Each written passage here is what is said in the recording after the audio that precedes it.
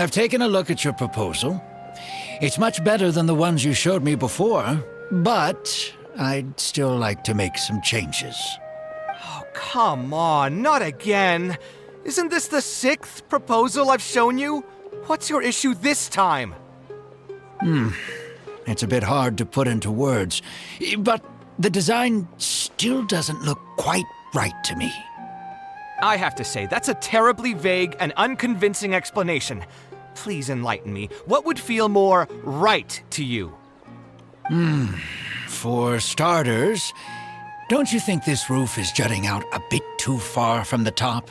It looks almost like the head of a fungus. This door, too.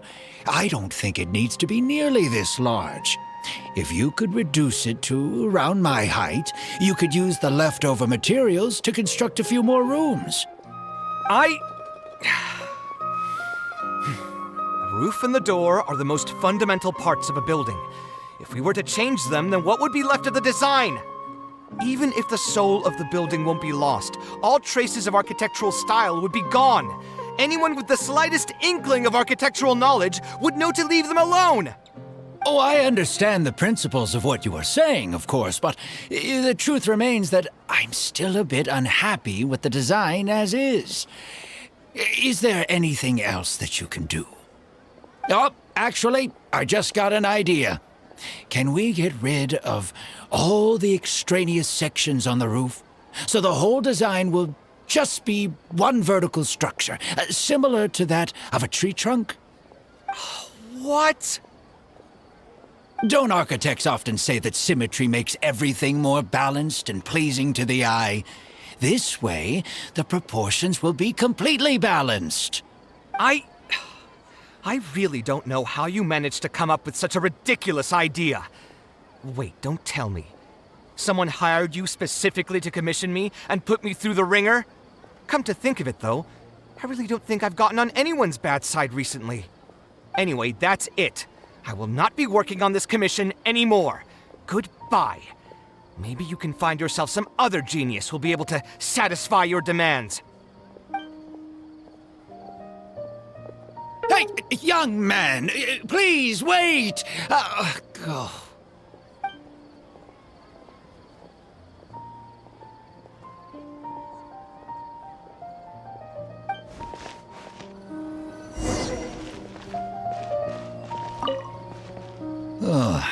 Were my requests out of line?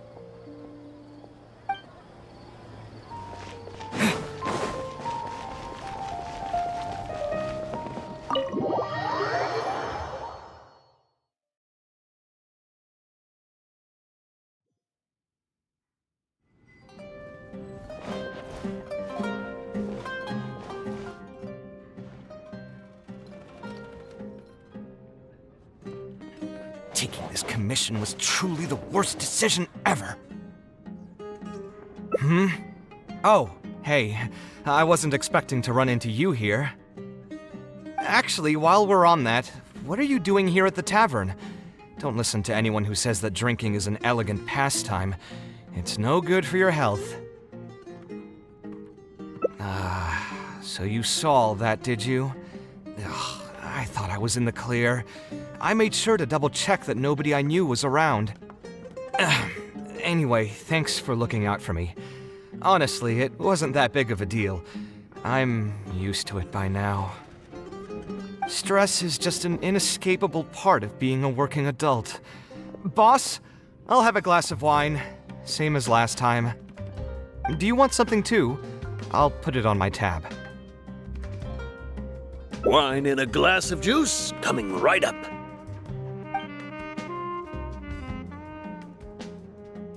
I know you're already keeping a secret from me, but if you could add this one to the list as well, I'd really appreciate it. Arguing with a client is not a good look for me. If word gets out, other potential clients might be afraid to work with me. That guy, though, what was he even going on about? All those ridiculous demands of his? He's just a blabbering fool trying to act like a know-it-all. Another glass, please, boss. I'm not leaving today till someone has to carry me out. You've got it, sir. I gotta say, though, it almost feels like you're saying that every other day now. It really is every other day that you'd run into a client who knows nothing about construction requirements or architectural style. If this was in the past, I'd never have gone through 6 whole drafts trying to accommodate the client's preferences. But perhaps getting used to this just means that I've grown numb to it. I've worked on so many projects since graduation, and none of them have been approved at the first pass.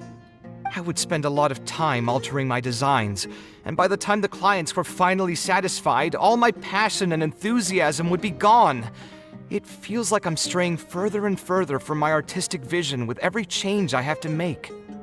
I suppose, though, that just sticking to your guns and completely disregarding other people's feedback would also not be a good thing. All of this makes for a real paradox, one that particularly crops up in my work, too.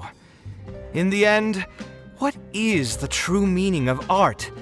Should I see it as a divine gift of inspiration from the gods, or an expression of the light of my own wisdom? Here's your drink. How are you already spouting nonsense after just one glass? Your tolerance is usually much better than that. Boss, what do you think is the meaning of art? The meaning of art? Really, my friend, who in Sumeru understands art better than you? Anyway, I don't know about art, but I do know that I'm interested in business, and some patrons are waiting to be served. So, you'll have to excuse me for now. Just holler if you need anything. What do you think, traveler?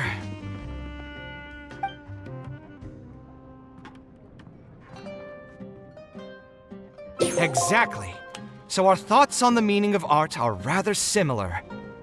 In Sumeru, and especially Sumeru of the past, the arts are not a popular discussion topic.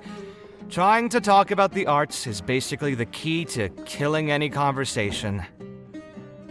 It's too bad that I'm not in my best form today. Otherwise, we could have talked about this for a little longer.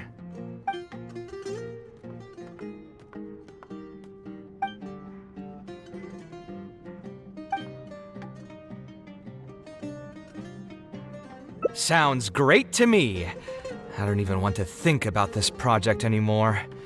But what should we do? It's probably not a good idea to just drink until I pass out here. Huh? Where did that come from? I mean, it's not like it's some kind of secret. You probably already know some bits and pieces of my past. My mother is also an architect. I've always adored her drawings, and when I was young, I used to sit next to her and watch her bring all kinds of buildings to life on paper. You could say my interest in architecture just naturally grew with time. Perhaps. In fact, I have also seen my mother argue with her clients, but she would always quickly find the motivation to return to her work. Unfortunately, I've barely had any contact with her since she remarried and moved abroad. Even if I wanted to ask her about her ability to stay positive after an argument, it would seem rude to barge into her life again over something as trivial as that.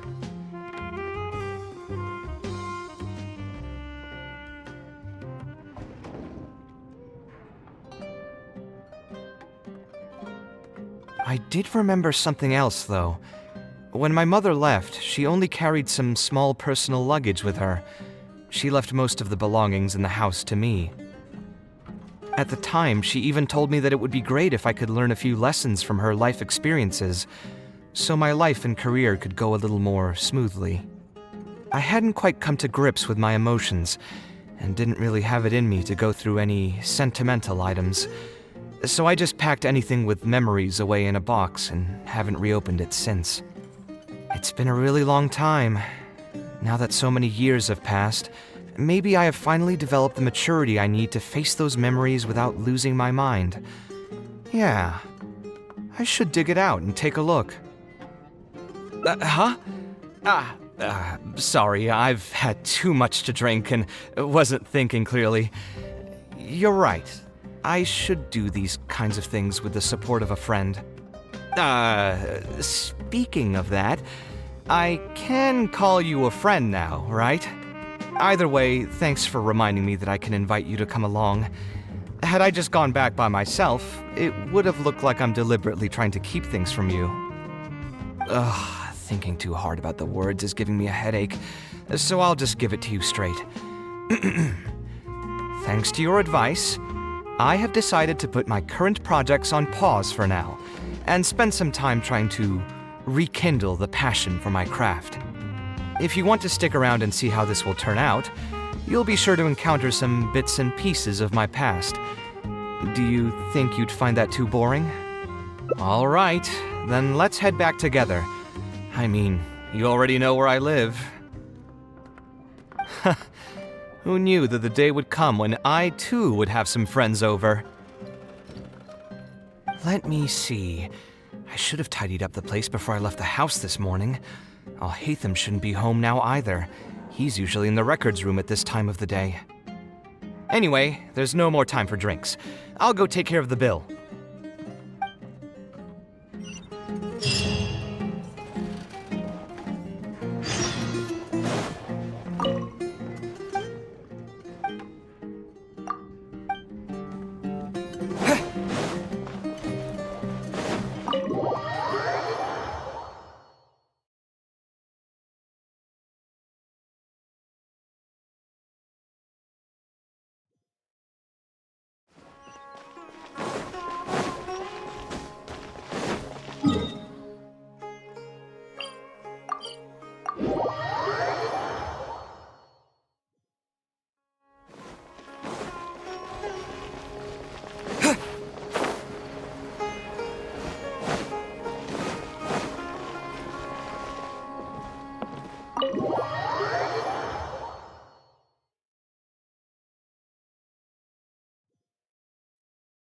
Alhaitham isn't in, so feel free to sit wherever.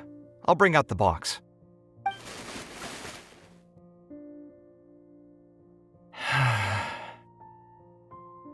Oh, nothing.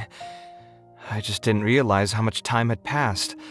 The box is pretty dusty, which means it's already been a while since I've moved into this place, and many years since my mother moved to Fontaine. I'm happy for her.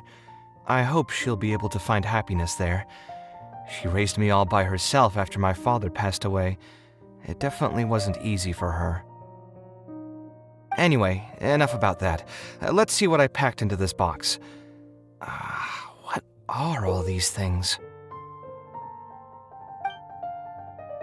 Oh, I remember now. This is a drawing I made in Port Ormos. Obviously, I wouldn't call it anything special now, but I was less than 5 years old when I made this drawing. That's more than 20 years ago. You could say it's pretty good for a child of that age.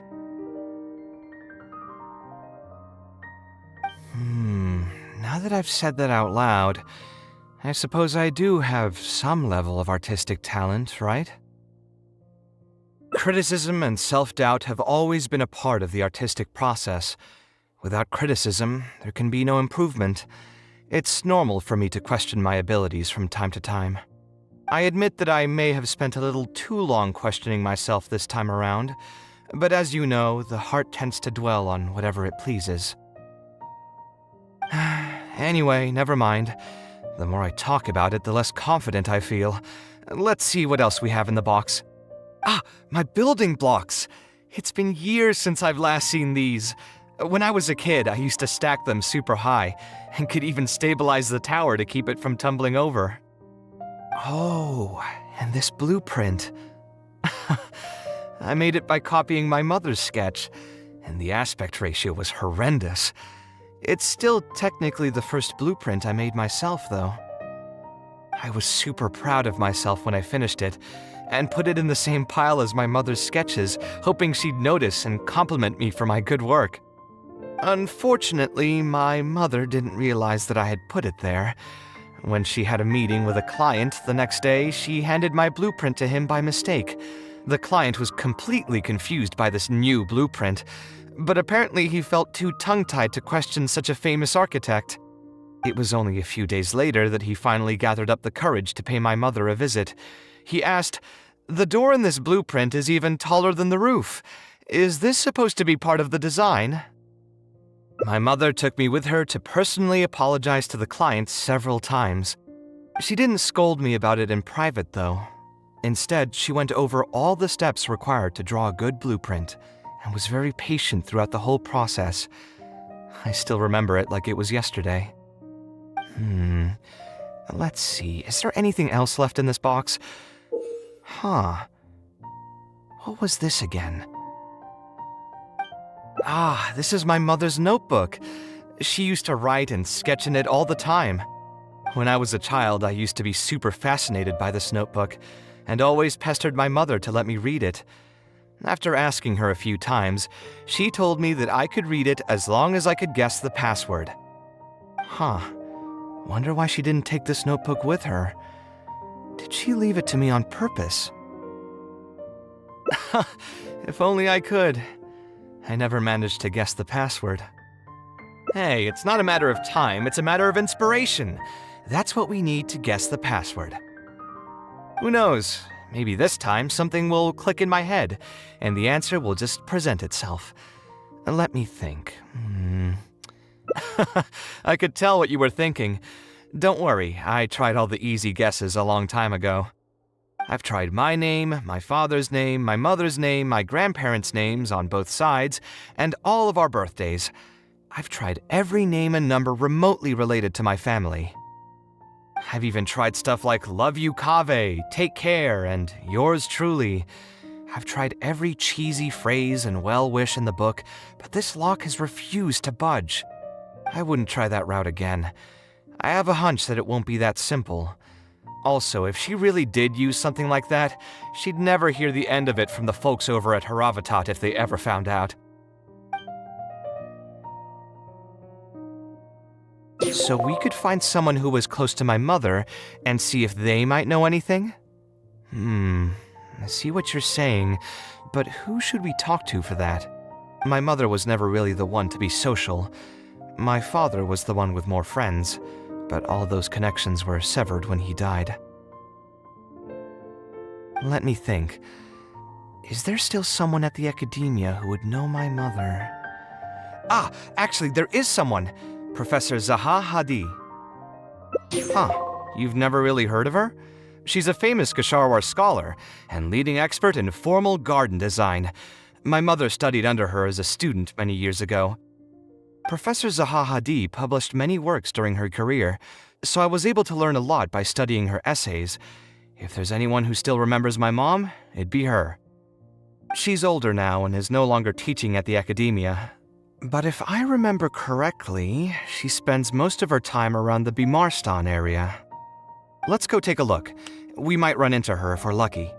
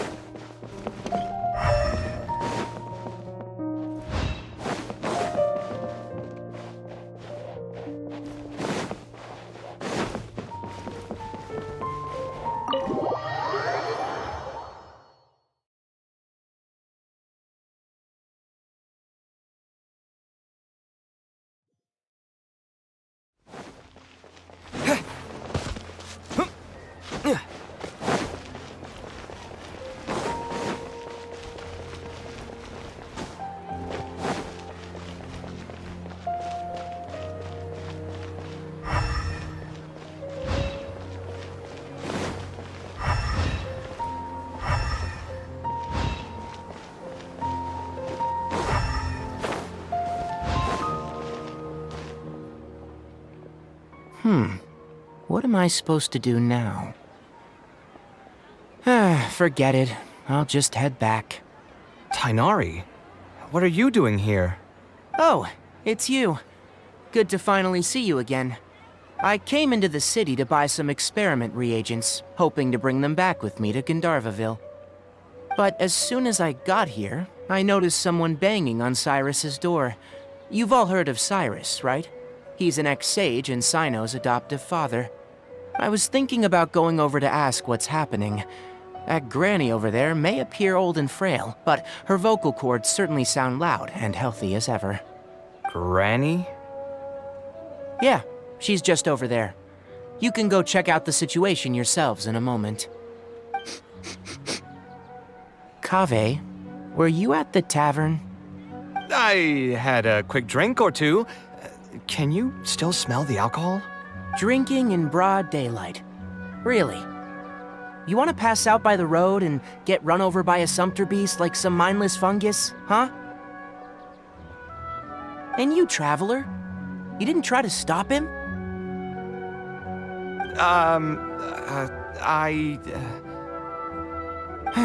You look like a wreck, Kaveh. What happened? Are you feeling down again? You know what? I'm hosting a meal at Pardis the Eye tomorrow evening. Do you want to come? Huh? Oh, I had no idea. Let me think for a moment. I'll come if I can find some time. All right. Then I'll plan on reserving 2 seats for you. I'll be heading back to Gandharvaville for now. I have a feeling that argument over there is going to continue for quite some time. It might be best if we don't get involved. A granny who lives nearby. Let's go take a look.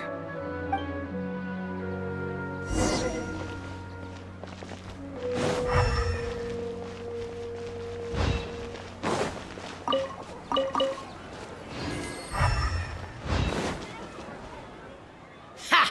So, plan on keeping yourself locked in there, huh? Fine by me. If you're not going to come out, then I'm not going to leave. My tomato was growing so well, it had all the potential to become the best tomato this year, and you cut it straight from the vine. I already told you I had nothing to do with it. Why would I take a tomato that's still weeks from ripening? You'd have to be awfully green as an investigator to think it was me. Ugh. You see, the word green here could refer to both the color of the tomato and the fact that your skills could use some. Enough nonsense! Just come out and face me, you coward! You're out of your mind. If I've actually done something wrong, then get a mantra and pull me out by force, why don't ya? Oh, why you? Professor Zahahadi? And who are you? Oh, Kaveh. Fancy seeing you here. How long has it been? Come on, get over here and let the professor take a good look at you. Not bad, not bad. You've grown taller again. Professor, what's going on here? It's no big deal, really. A few of us old scholars got bored in our retirement and decided to put together a vegetable growing competition. At the end, whoever loses will have to go up on stage and do a performance for the winners. Which brings us to our current predicament. My tomato was sure to win until a certain someone decided they couldn't bear to lose. Hey, don't try to defame me in front of the kids. If we're airing out each other's dirty laundry now, then why don't we talk about you sneaking into Janat's garden the other night? Ahem! Lucky for you, seeing these youngsters come to pay their respects today has put me in a better mood. I'll let you off the hook, for now. Come on, let's go. We'll take our conversation elsewhere. He doesn't need to be a part of it. Yes, of course.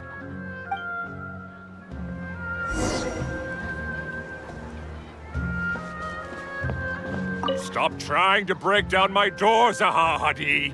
You know I'm not going to come out. Stop trying to break down my door.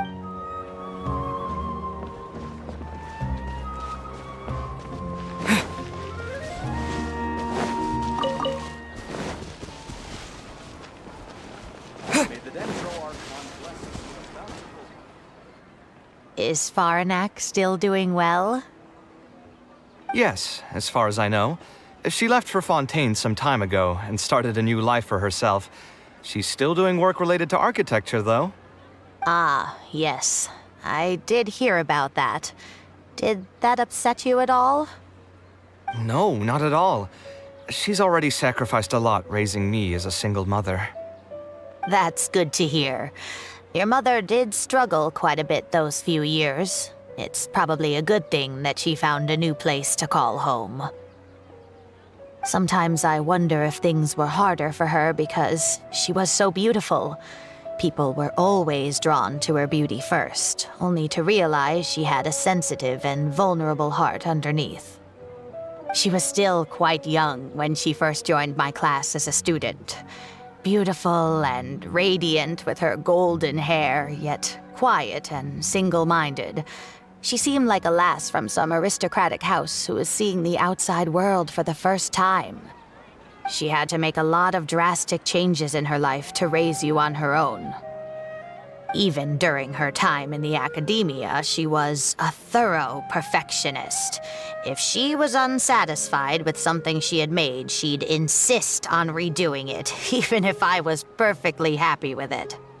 She had many admirers, and they'd always fill up the first few rows of seats, hoping they could get closer to her sitting in the first row. If it were any of my other classes, you'd have found nobody sitting in the front. But every time I saw her, she was always in that same rigid pose. She'd have one hand on her forehead with the other clutching her pencil. Her eyebrows would be knitted in a frown as she concentrated on the blueprint in front of her. I'm sure she had many difficult moments in her life. How did she cope with the stress? I'm not too sure.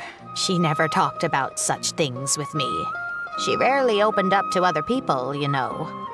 I do remember one time, though, when she got into a heated argument with a friend.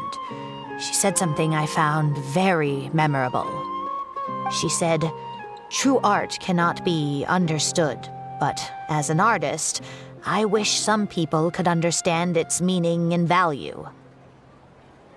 If you ask me, that's probably the greatest source of pain for geniuses of their craft. It's extremely hard for them to find someone who can truly understand their ideas. So that's how it is. I wonder if the password could be...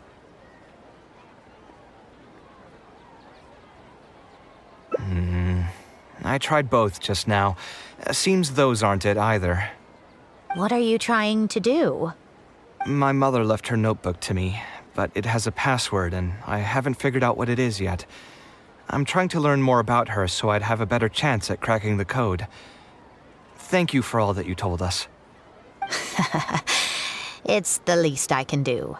Talking to youngsters like yourself makes me feel younger too. Honestly, looking at you now, I can see how much you resemble her.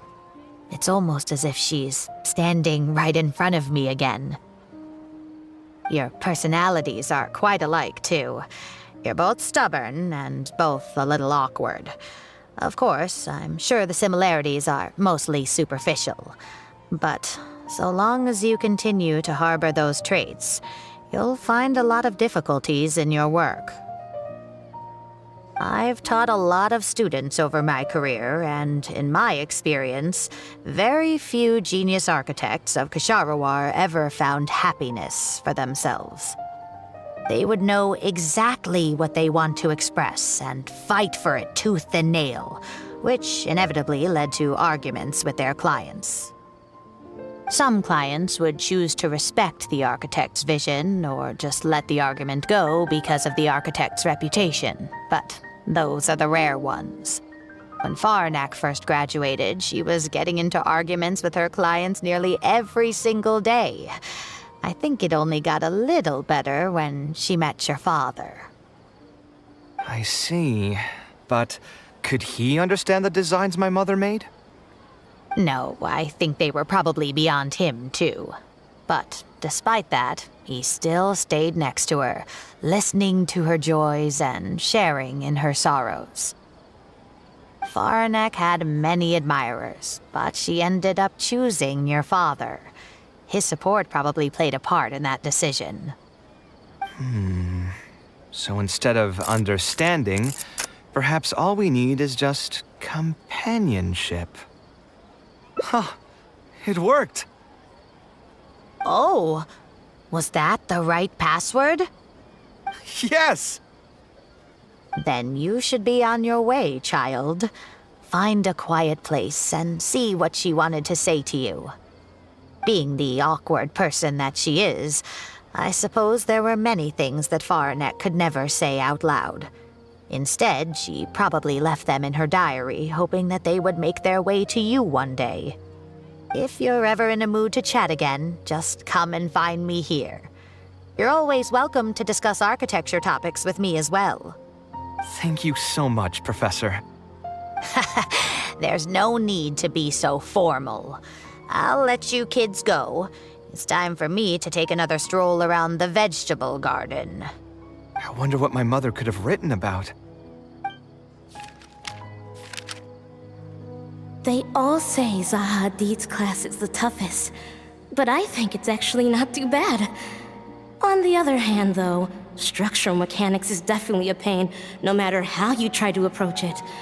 I doubled down and managed to get through it in the end. I met someone special. At first, I didn't think much of him, but now, I feel very happy whenever I get to spend time with him. We decided to name our son Kaveh. I don't think a younger me would have ever imagined forming such an intimate bond with another person.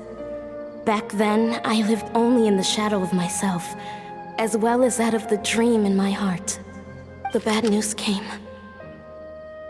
And even though it's been several days now, I still can't bring myself to come to terms with what happened. My eyes are so swollen it's hard to see. What if they're all lying to me? And this is just a long, cruel dream.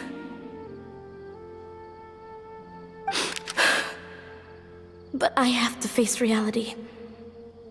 I still have someone to take care of. No matter what happens, I'll do my best to raise my son on my own. Huh?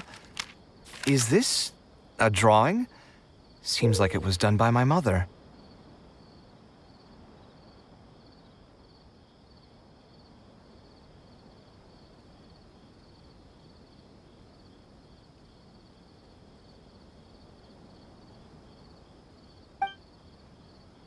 This blonde man was probably my father, but who are the other people in the picture?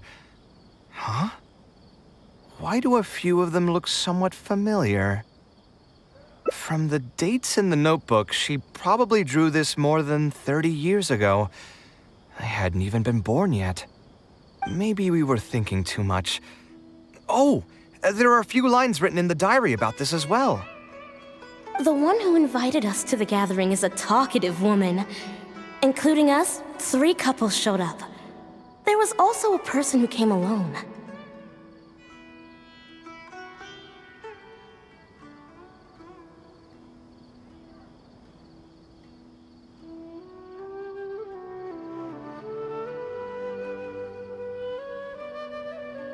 The talkative woman introduced everyone to each other.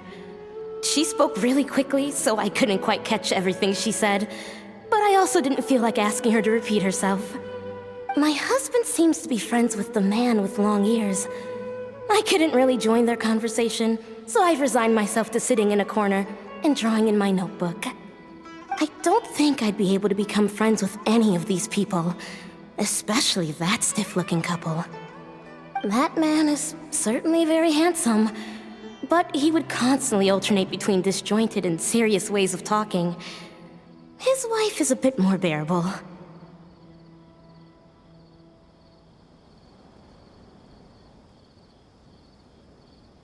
We were not acquainted with each other to begin with, and I doubt we'll see each other again after this gathering.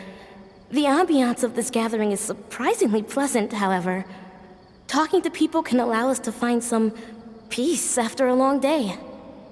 Maybe my son will also partake in these gatherings in the future. I hope he'll be able to make many friends. Who would have thought my mother used to attend that kind of thing? It seemed she was only good at talking about her own work, and found it difficult to join into other conversations. As a result, she often kept to herself and would be off to the side, drawing. There's more written on the back. Oh, it seems like it was written to me. Kaveh, I was both overjoyed and distressed when I learned of your decision to continue your studies in Kasharwar. You are very talented, and I am confident that you will become an architect of much acclaim. However, the more talented you are as an artist, the more misery and anguish you may encounter. No one will be able to help you during your journey as an artist. But outside of your life as a creator, you can learn to form connections with other people and enjoy many other things in life. It's the only way to alleviate your suffering. Whenever you feel down, seek out a friend to sit and have a chat. You can accumulate joy and fulfillment by spending time with them. The positive feelings you gain will get you through the long and difficult years. Never forget that companionship is the most important thing of all. So that's the answer she prepared for me. She really thought long and hard about me and my future. Well, now that I've read her words, do you think I should accept Tainari's invite and attend that dinner at Pardis Di? The thought definitely crossed my mind. Although it'd be nice to get together with friends and chat the night away, I don't want to bring down other people's moods because I'm sad. Besides, don't most people hate the feeling of seeing their friends troubled and being unable to help? And what's worse, nearly all of my problems can't be easily resolved with some encouraging words or gesture. And don't forget, I'm also older than all of them. As their senior, I should appear to be a bit more responsible. You're not wrong, but I keep feeling like I haven't really helped them much in return. Wait, do you mean it? You're not making fun of me, are you? I've gotten so used to sarcasm that I can't tell what's genuinely a compliment anymore. Wait, by fun, did you mean... You know what? I'm not going to overthink it. I'll see you tomorrow at Pardis Di.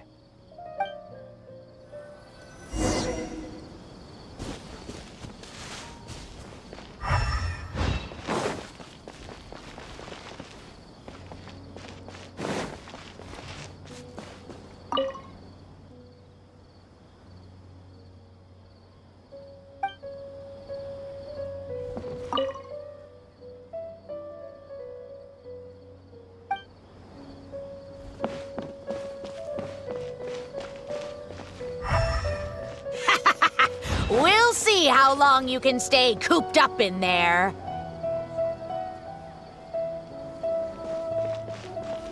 May the Dendro Archon bless us.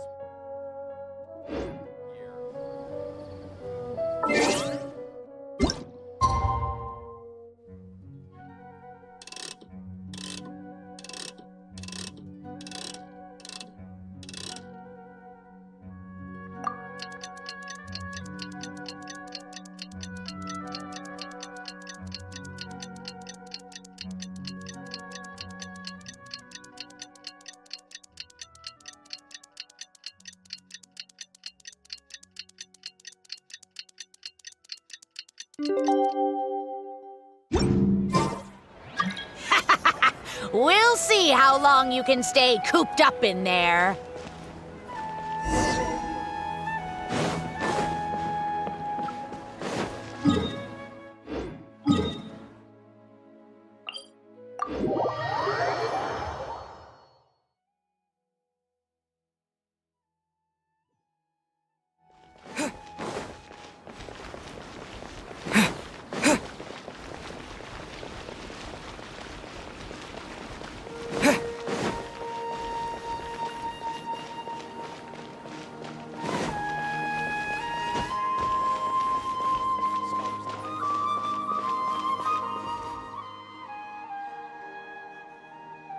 Alhaitham also got my invite, right?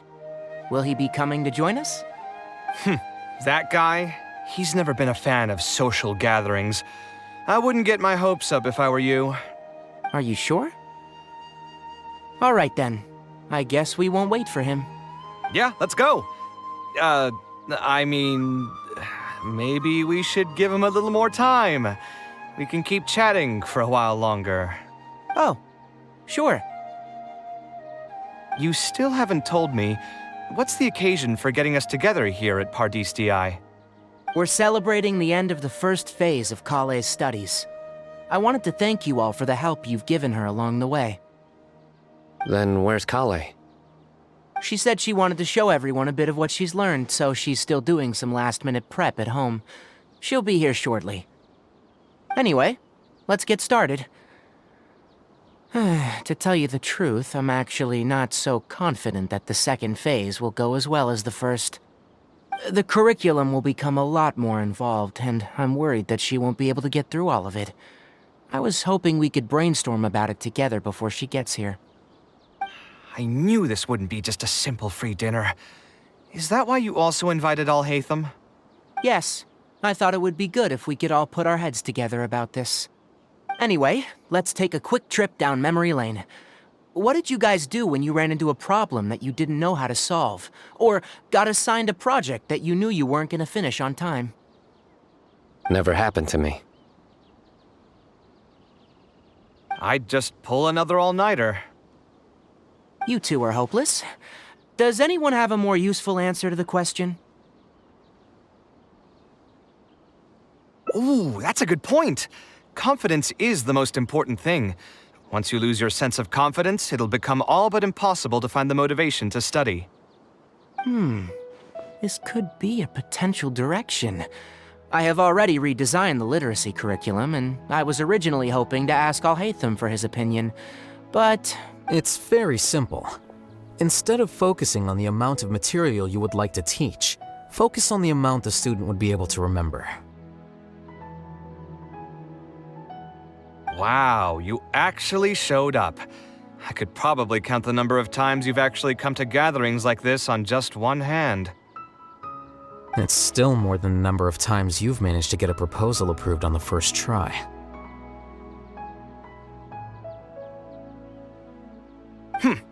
As long as you're still aware. So, what made the difference this time? Are you looking to drink your sorrows away with some friends? That's your purpose for being here, not mine. Don't project your ways of thinking onto me.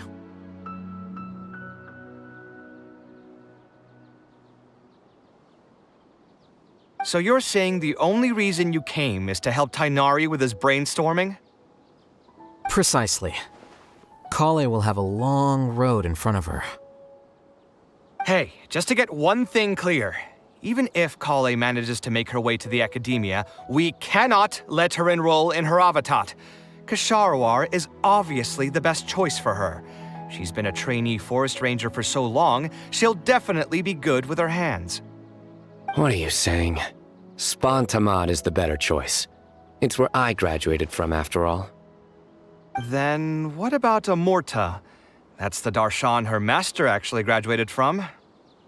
There are only 2 other darshans left. We might as well select all of them on her enrollment application.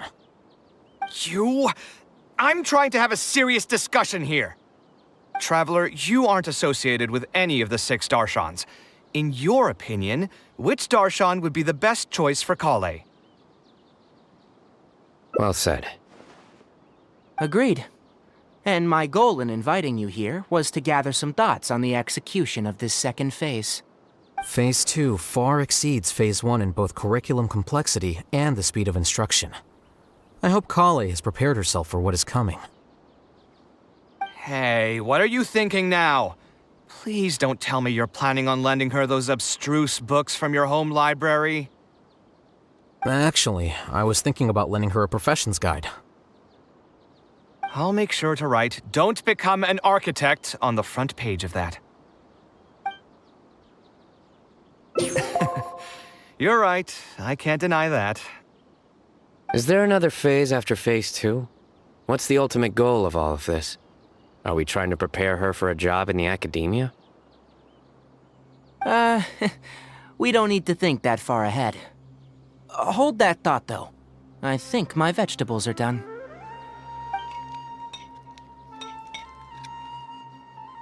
I'm telling you, that client had no idea what he was talking about. No matter what I did, he had something bad to say about it.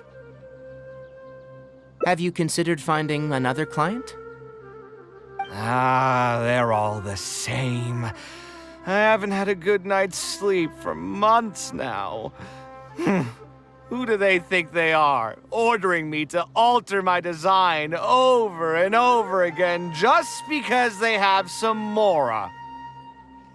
It's too late now to change careers. You might as well try to find some joy in the pain. Besides, you'll be getting up in the middle of the night to make edits to your own design even when the client doesn't request it.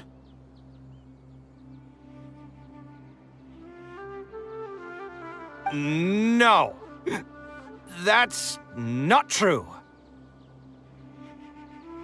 Cheer up, Kaveh. I'll tell you a new joke. We'll save that for the end, Sino. You can keep it to yourself until then. Whatever. I'm not going to use my brain anymore. Let's drink tonight to our heart's content.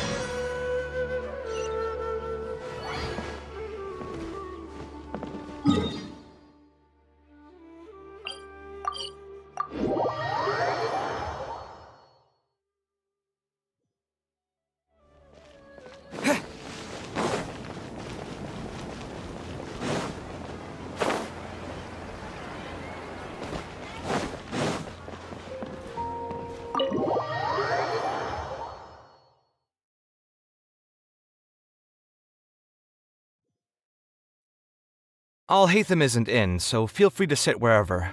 I'll bring out the box.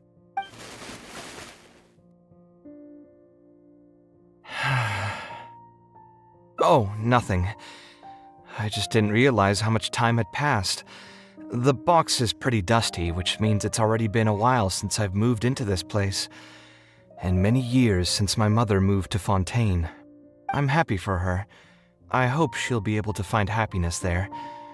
She raised me all by herself after my father passed away.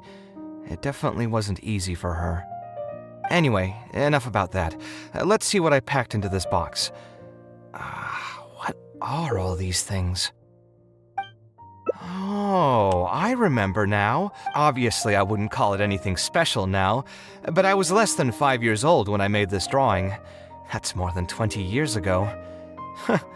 You could say it's pretty good for a child of that age. Now that I've said that out loud, I suppose I do have some level of artistic talent, right? Criticism and self-doubt have always been a part of the artistic process. Without criticism, there can be no improvement. It's normal for me to question my abilities from time to time. I admit that I may have spent a little too long questioning myself this time around, but as you know, the heart tends to dwell on whatever it pleases. Anyway, never mind. The more I talk about it, the less confident I feel. Let's see what else we have in the box. My building blocks! It's been years since I've last seen these. When I was a kid, I used to stack them super high, and could even stabilize the tower to keep it from tumbling over. Oh, and this blueprint. I made it by copying my mother's sketch, and the aspect ratio was horrendous. It's still technically the first blueprint I made myself, though. I was super proud of myself when I finished it, and put it in the same pile as my mother's sketches, hoping she'd notice and compliment me for my good work. Unfortunately, my mother didn't realize that I had put it there. When she had a meeting with a client the next day, she handed my blueprint to him by mistake. The client was completely confused by this new blueprint, but apparently he felt too tongue-tied to question such a famous architect. It was only a few days later that he finally gathered up the courage to pay my mother a visit. He asked, "The door in this blueprint is even taller than the roof. Is this supposed to be part of the design?" My mother took me with her to personally apologize to the client several times. She didn't scold me about it in private, though. Instead, she went over all the steps required to draw a good blueprint and was very patient throughout the whole process. I still remember it like it was yesterday. Let's see, is there anything else left in this box? What was this again? This is my mother's notebook. She used to write and sketch in it all the time. When I was a child, I used to be super fascinated by this notebook, and always pestered my mother to let me read it. After asking her a few times, she told me that I could read it as long as I could guess the password. Wonder why she didn't take this notebook with her. Did she leave it to me on purpose? If only I could. I never managed to guess the password. Hey, it's not a matter of time, it's a matter of inspiration. That's what we need to guess the password. Who knows? Maybe this time something will click in my head, and the answer will just present itself. Let me think. What could it be? I could tell what you were thinking. Don't worry, I tried all the easy guesses a long time ago. I've tried my name, my father's name, my mother's name, my grandparents' names on both sides, and all of our birthdays. I've tried every name and number remotely related to my family. I've even tried stuff like love you Kaveh, take care, and yours truly. I've tried every cheesy phrase and well-wish in the book, but this lock has refused to budge. I wouldn't try that route again. I have a hunch that it won't be that simple. Also, if she really did use something like that, she'd never hear the end of it from the folks over at Haravatat if they ever found out. Yeah, you're right. Although I was hoping to find some words of wisdom from my mother, if I stop and think about it, her words may not be the advice that I need to hear right at this moment. Everyone's life journey is different. Traveler, you've visited many lands and met many people, so I'm sure you've run into situations where some advice wasn't exactly suitable for the situation at hand. I just got an idea though. If I want to rekindle the creative passion that I had before, instead of trying to unlock an old notebook, why don't I take a walk around the parts of town that had changed my life? What do you think? I'm glad you agree. Then let's start by taking a quick stroll around the academia.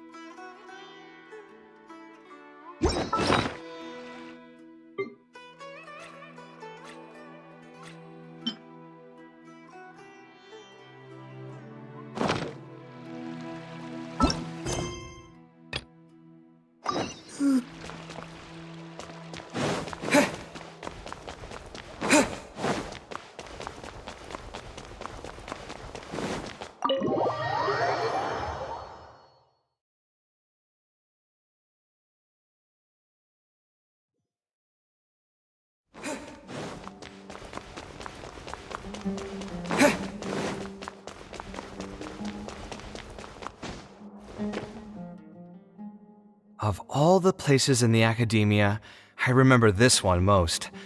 When my studies got busy, I used to pull all-nighters here trying to finish my blueprints. Who doesn't miss their time at the academia? Life was a lot simpler then, and we all had far less troubles. I created many designs that I thought were beautiful in the House of Dana. I drew whatever came to mind, since I didn't have to care about budget constraints or turning them into reality.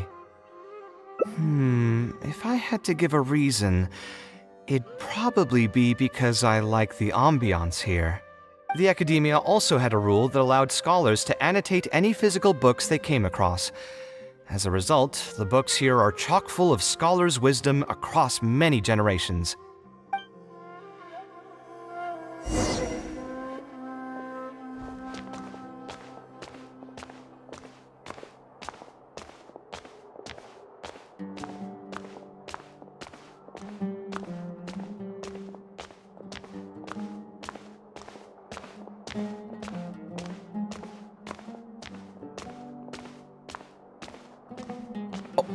Here, this is a great example. This book, History of Ancient Sumeru Architecture, contains some analysis that I did many years ago. Huh?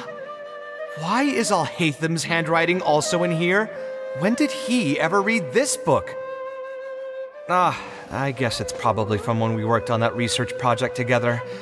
Anyway, he probably never cared to tell you this, but the House of Dana is where Alhatham and I first met. I came here to do my homework, and saw him sitting by himself next to that row of bookshelves.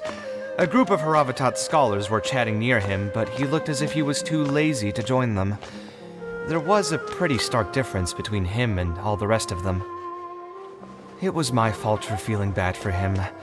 I thought he must have gotten into some kind of trouble and went over to ask if he needed anything, not realizing that... Not realizing that you were in fact the one in a whole heap of trouble? Alhatham? Why are you here? The House of Dana is a public space. Anyone can come here, no? But shouldn't you be at the records room at this hour? You're not here to watch me make a fool of myself, are you? You think I would derive amusement from watching you fall into depression over your life's various troubles? If that's the case, then I suppose I must have been entertaining myself for years. I came here to pick up a few files. If your voice hadn't managed to get through my soundproof earpieces, I probably wouldn't have noticed you. All right, I admit I was probably overreacting just now.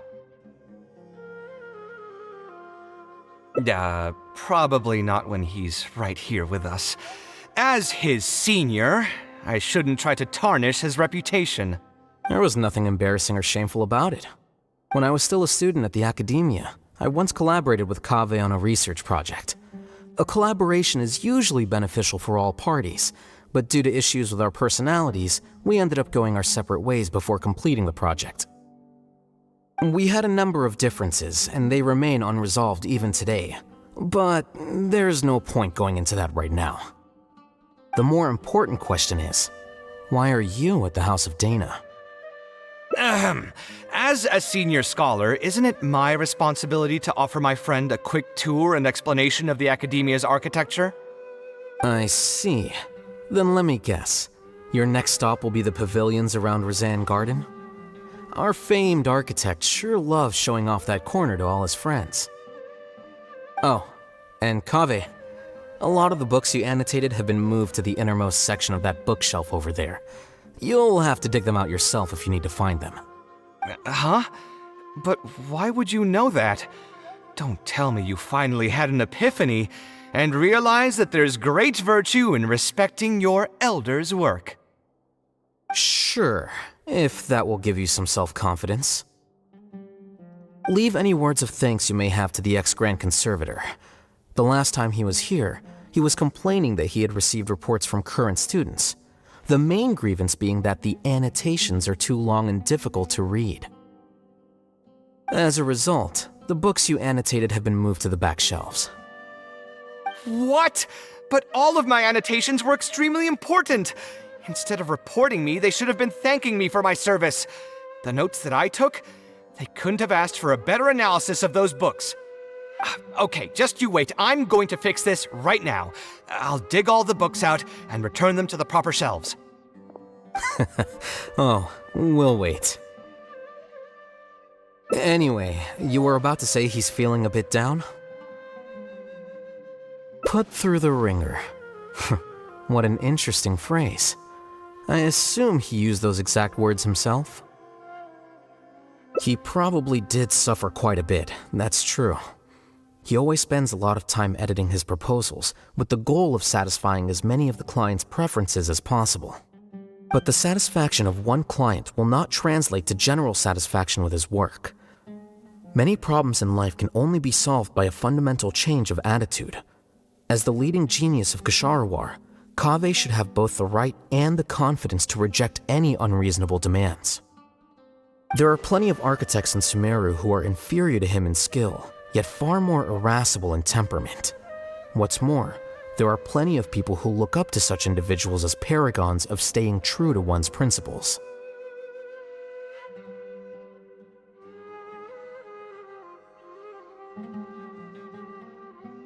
Clearly, his predicament is inevitable, since he holds other people's feelings as more important than his own. Of course, each person is different, and we should respect the paths that they have chosen for themselves. Admonitions will serve no purpose. People tend to succumb to familiar pitfalls, and this is especially true for those who believe it's their duty to carry more burdens on their shoulders.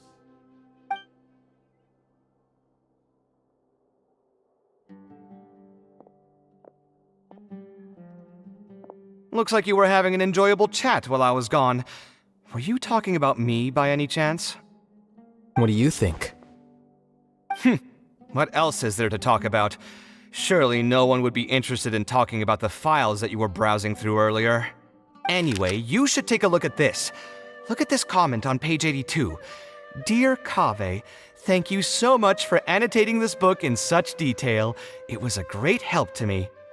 See that? Now that's how a student should treat their seniors. And it looks like you're already in a much better mood now. It really doesn't take much to make you happy, huh? Me happy? I'm mocking that retired blockhead for being so full of himself. He understands nothing about the true beauty of architecture. When I can find some time, I'll have a serious talk with him about making sure these books are put where they belong. Why don't you just move all the books yourself? It's not like he hasn't cursed you out before. What was that nickname he gave you while you were in the academia? The Urchin of Ksharawar? Kaveh had a habit of scribbling and writing in all kinds of books. Hey! You didn't need to bring that up. At least not when I'm still standing here. Oh, actually, I also found a really old sketch in one of the books over there. See? Doesn't it remind you of something? Huh? Don't tell me even you don't get it. Don't ask me. This is the time you specifically put aside to brag about yourself. Feel free to hoard all the spotlight you want. You... In that case, allow me to explain. Although this sketch is a little abstract, you can plainly see from the road plans that this was an original concept for the expansion of Port Ormos. We can also plainly see that the designer was a huge fan of this project. It's the project he loves to talk about the most, second to the Palace of Alcazarzaray. If I don't keep bringing up the neat projects that I've done, how would anyone know that I was the one who did them in the first place? There shouldn't be any complaints about Port Ormos. If I remember correctly, the construction process was very smooth, everything was made ready ahead of time, and there were very few safety concerns. There are indeed no records of any complaints about this project. A most impressive achievement. See? What did I tell you? Come on, let's take a stroll through Port Ormos next. I'll tell you all about the designs I made for the place. No need. It's almost time to clock out for the day, and I don't intend on bringing any unfinished work home. Suit yourself. It's not like you know how to appreciate artistry anyway. Let's go, traveler. I'll take you to Port Ormos.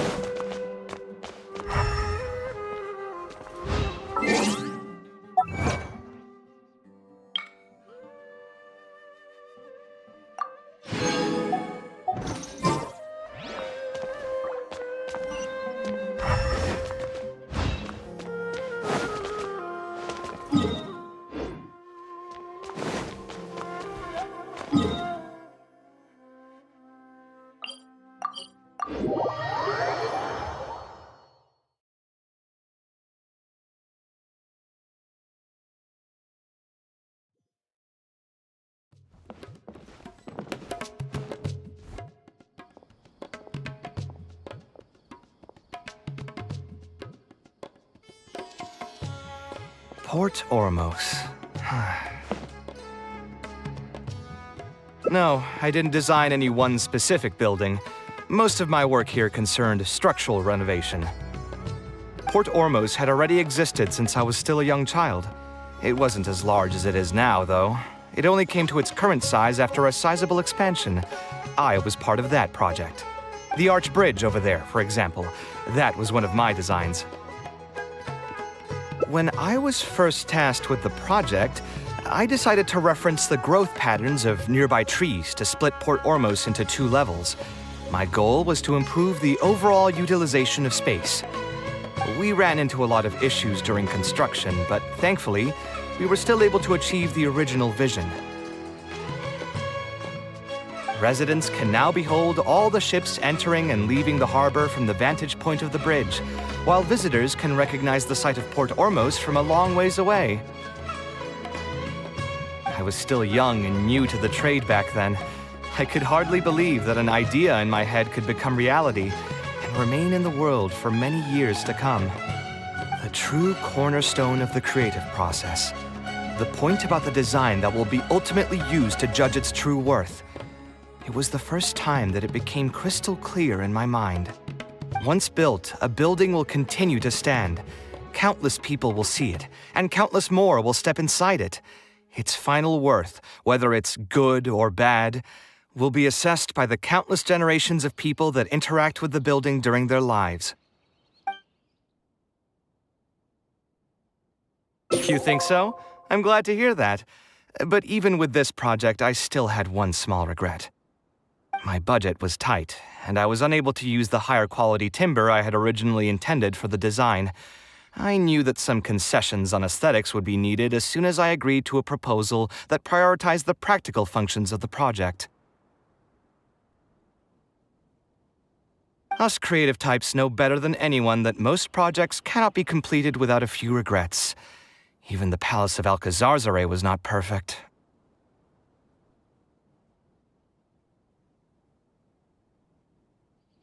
Yeah, you're right. I should learn to look toward future opportunities, and believe that any regrets I have can be overcome in time. We've spent long enough here. There's still one last place I want to go, but it's a little far. Would you be interested in a quick trip to the desert? Great.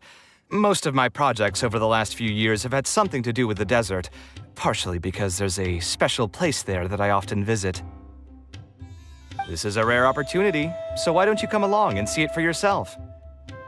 If you ever feel down, maybe you'll be able to go there and feel better too.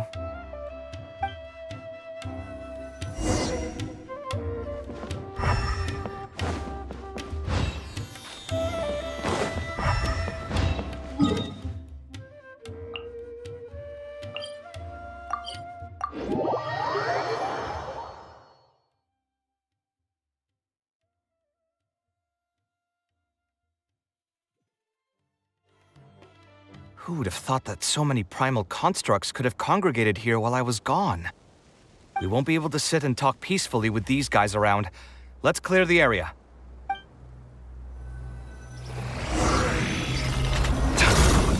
Scanning! Propagate! Just like we rehearsed! Go, Baron Bunny!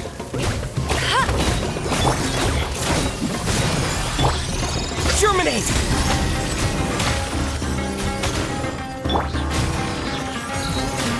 Crush! Sight clear! Hey!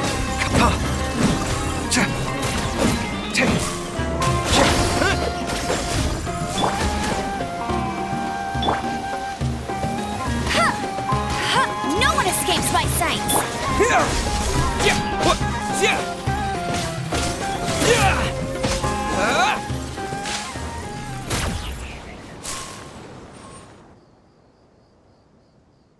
Isn't this place great?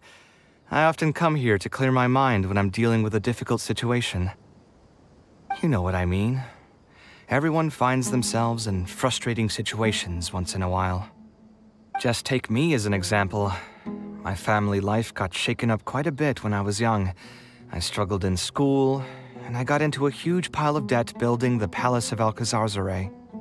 Although Alhaitham thinks that it's because of my personality that I continue to live in the shadow of the past, I think it's also just a part of life. Plus, if I look back, I've honestly had my fair share of good luck as well. You could probably say I've followed in the path of my mother. Like her, I've gained a name for myself as an architect, built something that's seen as my magnum opus, and found many projects that others have entrusted to me to finish. Life is too boring when you live with no enthusiasm and passion. Only those who believe in the inherent meaning of it can capture the small nuances of everyday life and turn them into inspiration for beautiful designs. Of course, I will concede that loving something also means taking it to heart. So to an extent, caring is also a source of pain. If I didn't love my work, I wouldn't be so torn up about it all the time. But still, isn't this place beautiful? Despite the erosion from the winds and changing seasons, you can still perceive its past beauty and glory. With different landforms come different architectural styles. The desert's history has left it with few records regarding its buildings, so I often visit the desert to investigate things in person. The sight here has moved me ever since the first time I laid my eyes on it. I told myself that one day, I would also be able to create buildings that move others. My pain will one day fade into nothing just as I reach the end of my life. But buildings are different. They are far more valuable than most materialistic things, and far more durable than human flesh. As long as there remain souls in the world who can decipher the meaning behind them, they will also have acknowledged me across the vast stream of time. If you were to ask me what art is, that would be my answer. You think so? But I feel I've always been like this. Remember that question I brought up before? The one about whether I should see art as a divine gift of inspiration from the gods, or as a product of my own existential struggle? I still haven't found an answer to that yet. But if art wasn't inherently paradoxical and enigmatic, then people probably wouldn't be drawn to it. Those who pursue art will be unable to avoid the pain that it naturally brings. Will often be floating on cloud 9 one second and sinking in a mire the next. I'll try gathering my thoughts again once I've found a way to define art in the first place. In any case, thank you so much for listening to everything I had to say.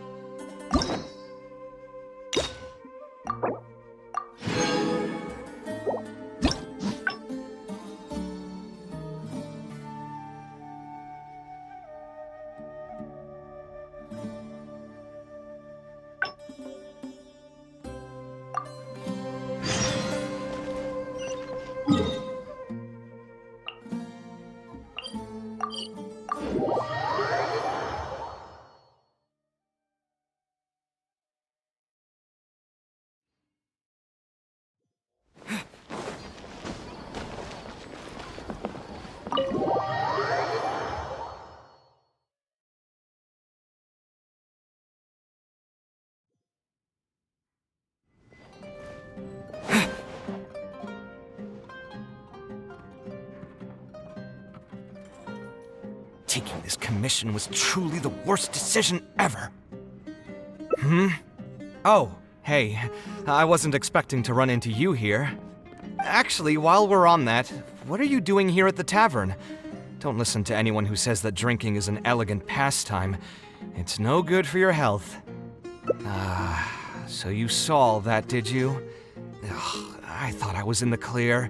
I made sure to double-check that nobody I knew was around. Anyway, thanks for looking out for me. Honestly, it wasn't that big of a deal. I'm used to it by now. Stress is just an inescapable part of being a working adult.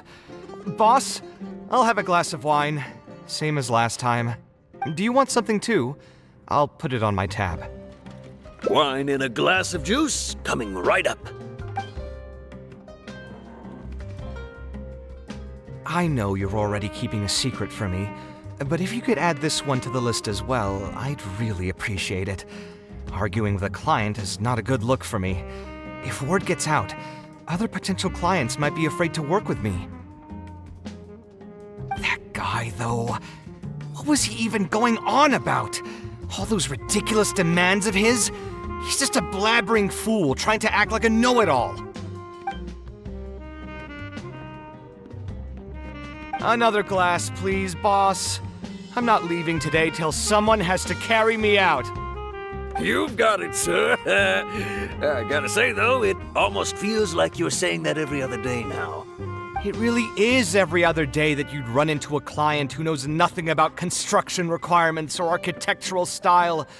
If this was in the past, I'd never have gone through 6 whole drafts trying to accommodate the client's preferences. But perhaps getting used to this just means that I've grown numb to it. I've worked on so many projects since graduation, and none of them have been approved at the first pass. I would spend a lot of time altering my designs, and by the time the clients were finally satisfied, all my passion and enthusiasm would be gone.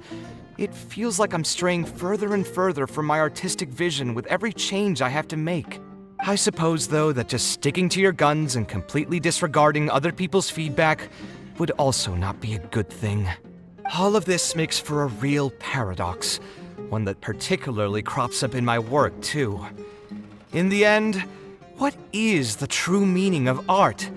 Should I see it as a divine gift of inspiration from the gods, or an expression of the light of my own wisdom? Here's your drink. How are you already spouting nonsense after just one glass? Your tolerance is usually much better than that. Boss, what do you think is the meaning of art? The meaning of art? Really, my friend, who in Sumeru understands art better than you? Anyway, I don't know about art, but I do know that I'm interested in business, and some patrons are waiting to be served. So, you'll have to excuse me for now. Just holler if you need anything. What do you think, traveler?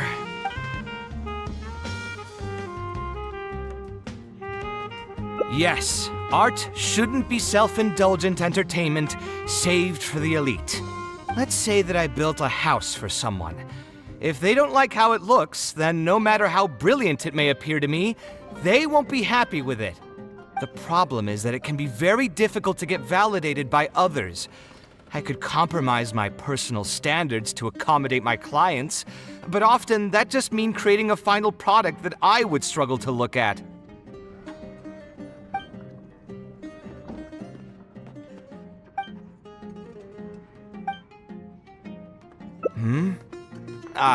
Thanks for offering, but you've seen how he is. He's not going to listen to anything I say. He understands nothing about my design, and all the suggestions he made were as if he just wanted to mock me. Okay, it is possible that I was just jaded by my frustration. Well, given I'm already on my 6th draft, I can probably push myself to make a 7th. Let's go have another talk with him. I know where we'd be able to find the guy. There's no time to waste. The wine can wait until another time. I'll go take care of the bill.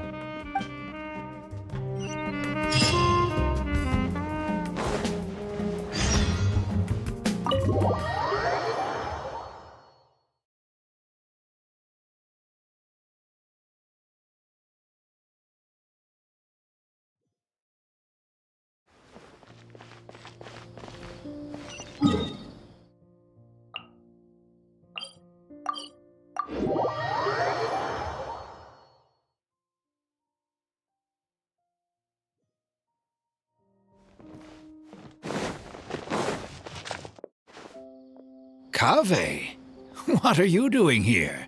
I've changed my mind. I was overreacting earlier. Can we try discussing the project some more? My apologies as well.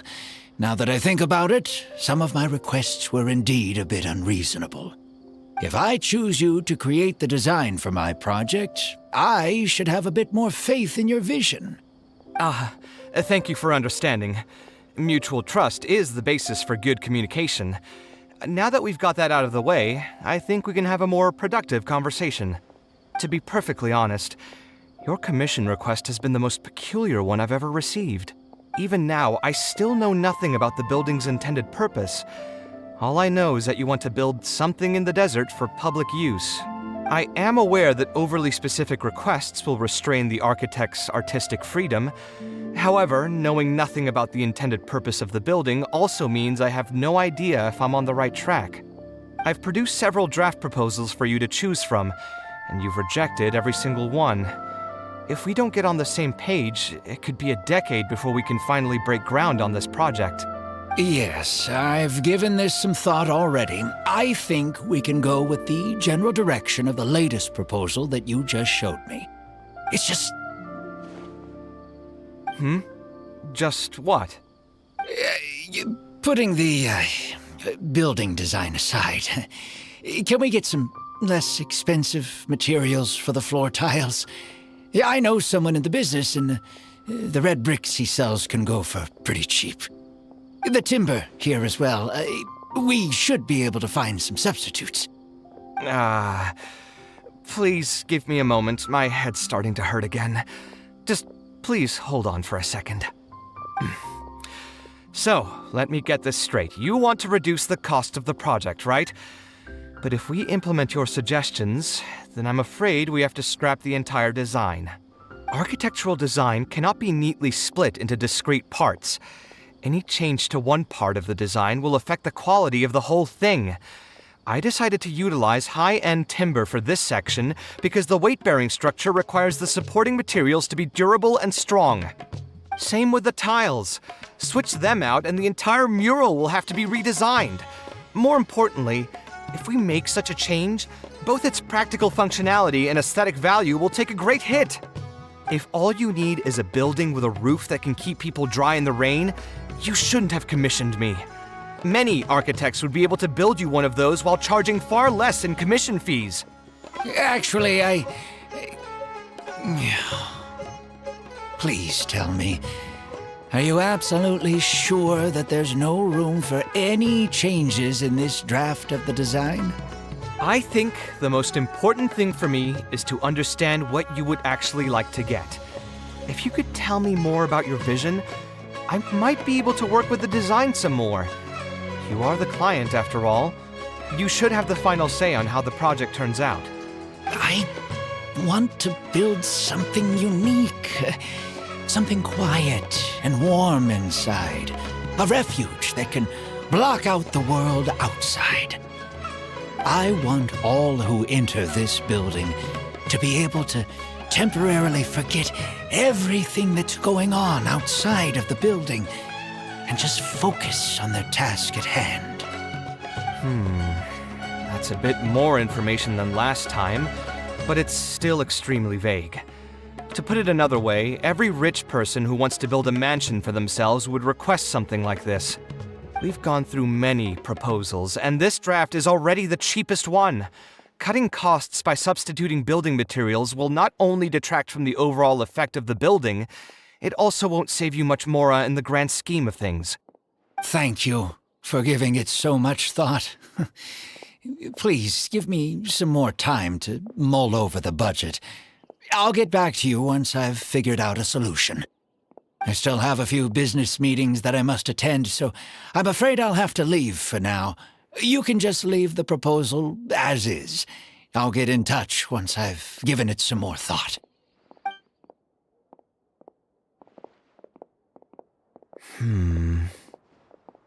I also have a similar feeling. Is that really okay? I mean, what he does now is none of our business. He does seem really suspicious, though. He dresses like a rich person, but when you talk to him, he hardly sounds the part. That's actually pretty common. Not all rich people are spendthrifts. Many are just, as if not more, stingy than him. The more mora some people have, the more they love interfering with people's lives. Like constantly reminding you to pay back your debts, or hinting every other day that it's time for you to pay rent. Actually, now that I think about it, I'm not even sure this person really wants to work on this project with me. Putting his vague requests aside, he's still finding excuses to procrastinate even when we've decided on a plan. Who knows how long construction will take if he keeps delaying things like this? We should find him again and get some clearer answers. The sooner we can break ground on this, the better.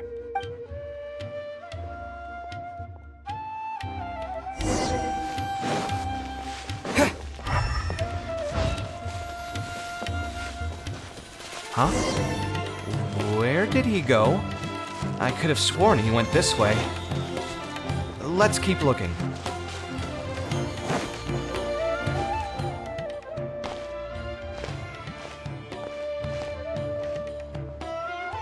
Hey, look! Isn't that Badawi? It sure looks like him, but he's dressed completely different now. What is he up to? Didn't I tell you before? I'm not looking for more workers.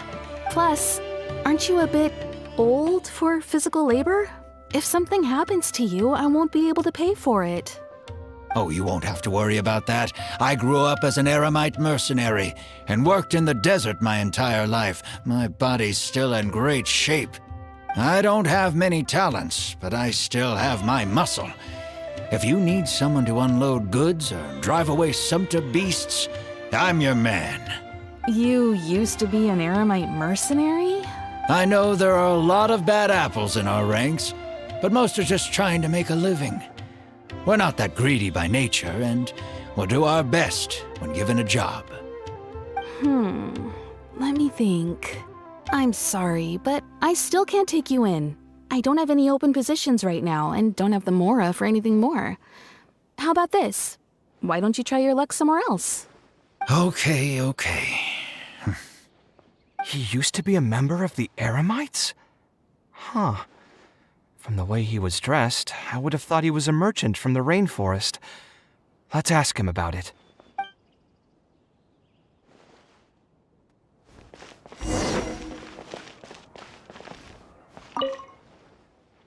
We meet again. Huh? Why are you guys here? That's what we wanted to ask you. Who are you? Why did you dress up like a merchant to talk to me about our project? There's no need for us to continue this project if you still want to keep hiding things from us. I don't work with individuals I can't trust. Believe me, I didn't have any bad intentions. It's just... All right, there's no point hiding anything anymore. The building I'm trying to commission you for is not really a personal residence for me, but rather a library for children living in the desert.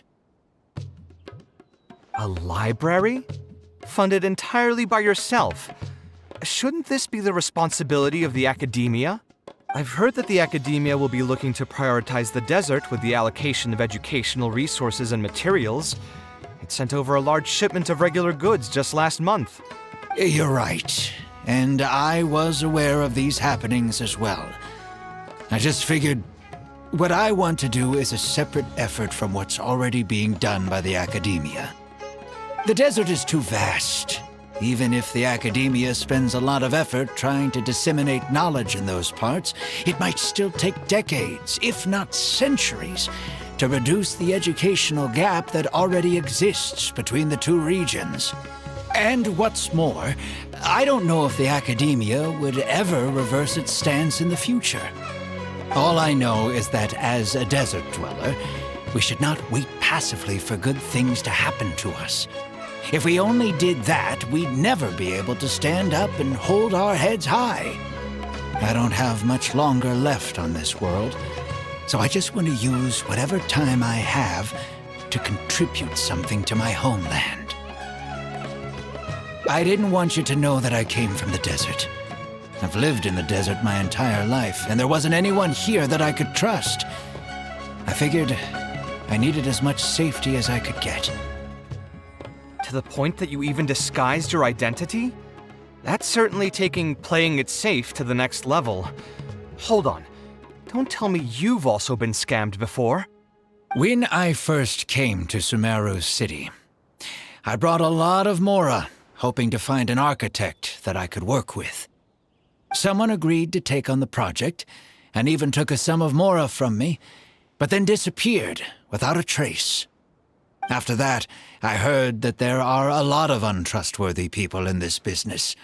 Some would run as soon as they've been paid, while others would deliberately use expensive materials and take a cut of the construction funding. I spent a while collecting information in the city, and eventually learned that you're the most famous architect in all of Sumeru.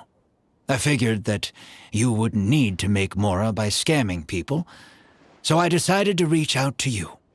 By the way, how did you know I was scammed? I don't think I've ever mentioned that to anybody. Just a hunch. A while ago, I accepted an offer to work on a project in the desert, and was also scammed out of a large sum of Mora. I ran into someone who was living in a pretty run-down house. I noticed a load-bearing wall on the verge of collapse, and suggested that I build a new house for him. He said that he had no way to pay for it, so I loaned him some of my own Mora, and told him to get some stone and timber from the local vendors.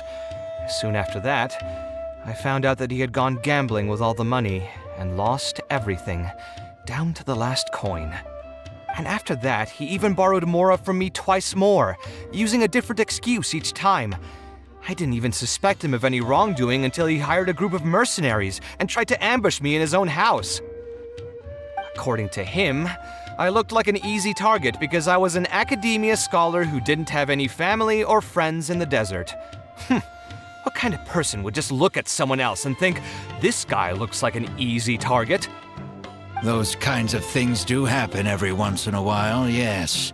Folks like him are the exact reason why us desert dwellers' reputation have gone down the drain. I must apologize to you on their behalf. It's all right. You were also scammed by someone from Kasharwar after all. I should apologize to you on their behalf. Ultimately, neither of our experiences had anything to do with the desert or the rainforest. People who are new to an area are always easy targets for criminals. Yeah, you'll find both good and bad people everywhere. I can't understand the logic of those who like to take advantage of others, but I have to accept their existence as a fact of life. Anyway, I digress. Let's return to the topic at hand. Did you keep rejecting my designs because you thought I was deliberately using expensive materials to take a cut as a middleman? That's what I was afraid of initially, yes. I eventually understood that you weren't out to cheat me. But unfortunately, I still don't have nearly enough Mora to pay for the design you proposed. I've done the math and know that we should be able to make it if we cut some corners. However, after our conversations, I can see that you're passionate about your design, and I'm quite fond of the proposal as well. So, I decided to try and see if I can afford your proposal as is. I've been looking for work every day, and in another month, I should be able to cobble together enough Mora to meet the budget. By cobble together, you mean you're going to spend your entire life savings on this project? But then, what will you do if something unexpected comes up, and you find yourself stuck with no emergency fund? To be honest, I haven't really thought about that. I mean, when you've lived to be my age and something happens, you can't really call it unexpected anymore. All I want is to build this library before I leave this world, so that the children of the future would have some books to read, and the desert dwellers would be able to learn their letters and pick up some practical knowledge. A while ago, I heard that the academia had decided to recruit a number of exceptional children from the desert. Of course, this is welcomed news. But as someone who's spent their entire life in the desert, I still have a few concerns. I know the desert life and can predict what the problems will be. Many children from the desert have had neither the interest nor the proper environment to learn. So even if the academia would take them in, once they enter the halls, they might find themselves surrounded by other children who look and act very differently from them. And as a result, they might become socially isolated. Yes, I can imagine that. My father passed away at an early age. Even though I had a good number of friends during my years at the academia, for some time I still sensed many critical looks in my direction. I'm sure a child coming all the way from the desert will have an even harder time. But let's bring this back to the building itself. I think you said that you want this building to be quiet and warm, with its doors serving as a solid barrier to block out the sound and fury outside, and allow one to focus on the book in their hands. Building it according to the current plan will be quite costly. Even if I don't charge you any commission fees, I don't think we'd be able to keep it under your budget. Any ideas on what we can do?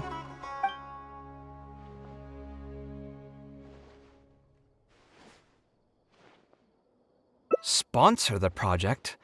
You mean convince wealthy merchants to join our cause and pool their money together to build the library? That does make sense. A library is a big project, and it's going to be hard to fund it with just a single person's mora.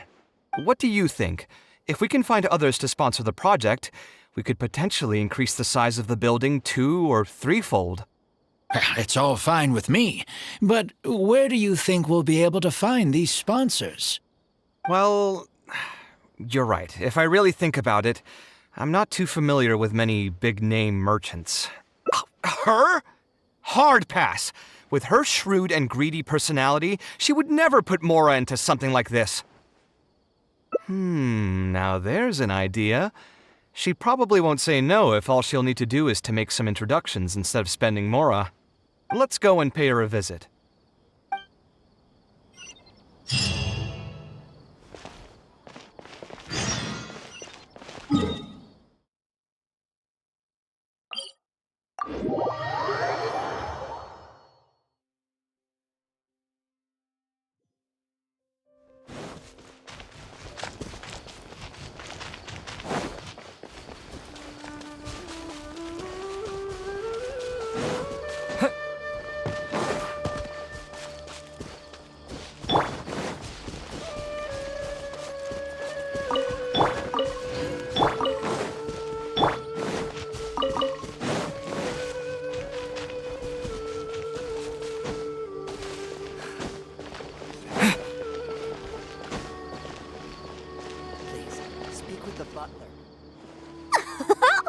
Now here are some unexpected guests.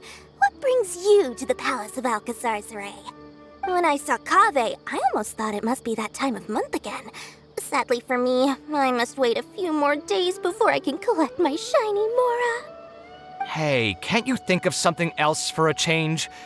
You are literally living in an objet d'art, and yet your mind is still fixated on nothing but Mora? What is the point of wealth, anyway? Is your happiness entirely dependent on your hoard of cold, emotionless Mora? That's exactly right. Mora is extremely valuable, you see. If you don't keep your mind on it, your Mora may just find its way to somebody else's pockets. If you ask me, this place is still way too empty. Just give me some time and I'll fill it to the brim with lots and lots of Mora. You're hopeless. Oh, so you have an actual reason to visit me? All right, let's hear it. Merchants? Why? Is there some kind of business opportunity? Oh, I see. So you're just looking for someone to help you fit the bill.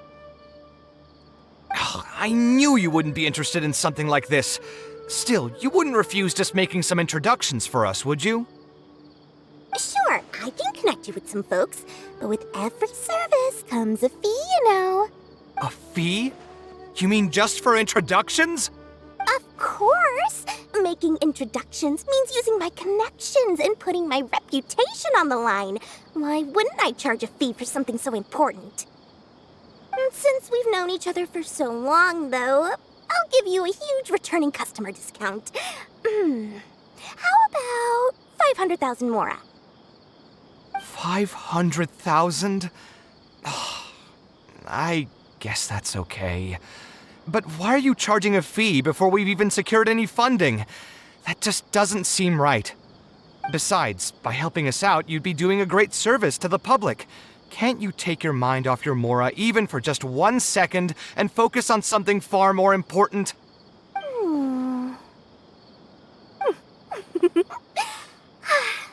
Very well. Since you're so passionate about this project, I'll help you out and waive the introduction fees.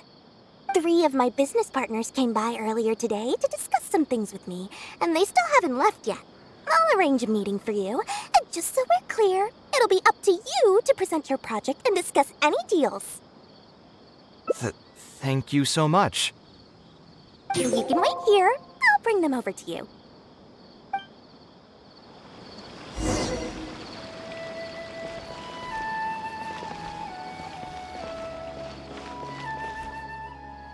Dory gave us a brief introduction about the two of you.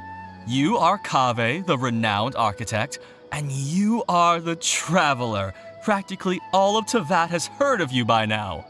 To be frank, I don't feel like there's an obvious business opportunity here, but since Dory took the time to introduce you, we can spend some time to have a conversation. So, let's hear your idea. All right, here's the situation.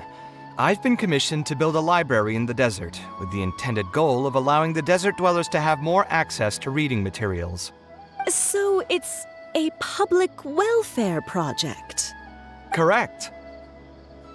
Then the commission fees will likely be very low. You should be careful. I'm not too concerned about how much I'll get for the commission fees, actually. I'm fine with doing it for free. I just want to get this project rolling as soon as possible. We're just a little short on funding. So what? You can't possibly expect that we just cover the shortfall for you. Besides, what does a library in the desert have to do with us? If you want to build it yourself with your own mora. Seems simple enough to me. Hey, there's no need to be so harsh. They are Dory's associates after all. Here, can you tell us a bit more about what we can gain from sponsoring this project?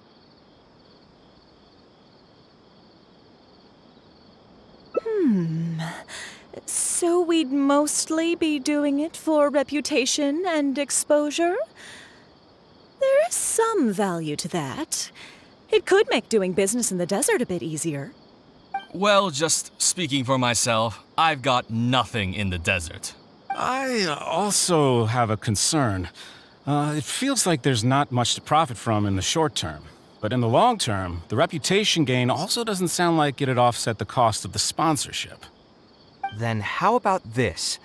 What if, instead of building a single library, we commit to an entire complex of buildings dedicated to culture and education? Wouldn't that just cost more? Yes, but in that case... Mr. Kaveh, please tell us what you have in mind. I'll just give an example. If we were to build a library and a school near Aru village, then the desert dwellers would gradually begin to migrate towards the area. A whole suite of buildings will be able to host more traffic, and thus drive the economic development of the entire area. In turn, that would lead to direct business opportunities. I've been to the desert several times. Although there are still many lingering tensions between the two regions, the amount of interaction has been steadily increasing, and in the long term, the desert will only become more and more important to Sumeru. You do have a point. Education in the desert is indeed an industry that has not been tapped into. If we can be the first to place stakes in the area. And you just believe anything he tells you? Even the greenest amateurs know that urban planning will affect population flow. If you don't believe me, you can ask anyone on the street to confirm it to you. You...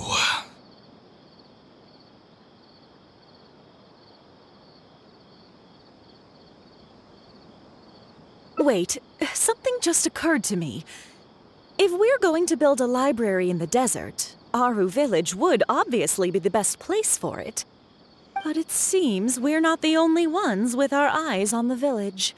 I heard a rumor a while back saying a lot of land and buildings in Aru Village have already been secretly purchased by a big-name merchant. What? What? In other words, if we try to join the fray now, there won't be much left for us.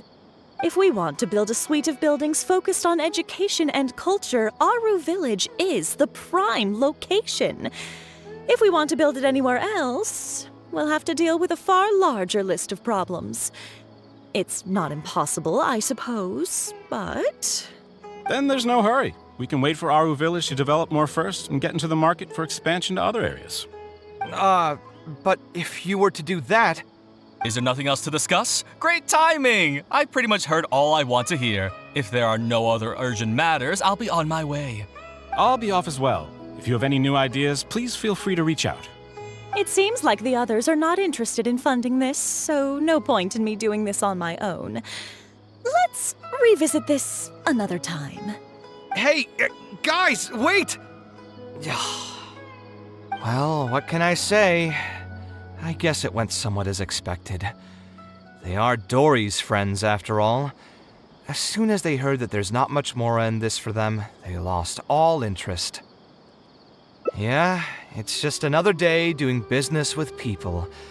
But I can never get used to that. Those people never think of anyone other than themselves. Looks like we'll have to figure out some other way to get the funding. Let's go. How did the meeting go? Want to talk about it?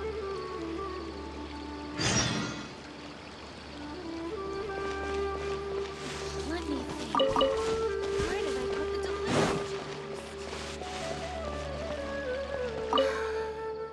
Oh, where did all that passion go from earlier, I take it you weren't able to find a sponsor for your project? Please don't tell me that you're here to mock us. What kind of person do you take me for? Would the kind and generous Lord Sakuma Bay really do such a thing? I will say, though, I more or less expected this outcome even before I introduced them to you. You can try to talk up the project all you want, but the facts will remain the same. This project is high investment with slow returns. No sane person would put their money into this. But this isn't just a business project, right? Also, if you already knew no one would want to partner with us, why did you still try to charge me 500,000 mora? You scammer! You might want to remember who your creditor is before you start talking like that, Kaveh. I'll pay back every last coin that I still owe you, but that's a completely different matter. Alright, since you're so devastated about this, I'll set you up for dinner with another big-name merchant. In fact, I'll be inviting the most famous merchant in all of Sumeru, so I'll be counting on your performance. What? Really? I would like to sincerely apologize for my attitude just now. So, where would we be meeting this merchant? Follow me. Oh, I suppose both of you can come.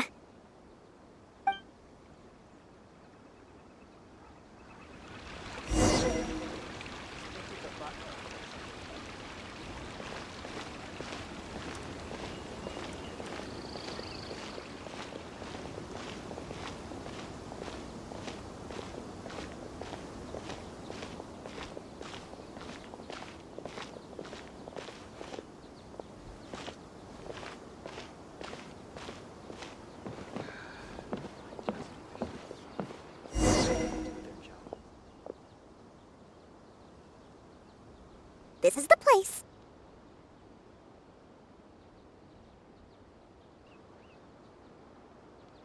You said you're going to introduce us to the most famous merchant in Sumeru. Well, where are they?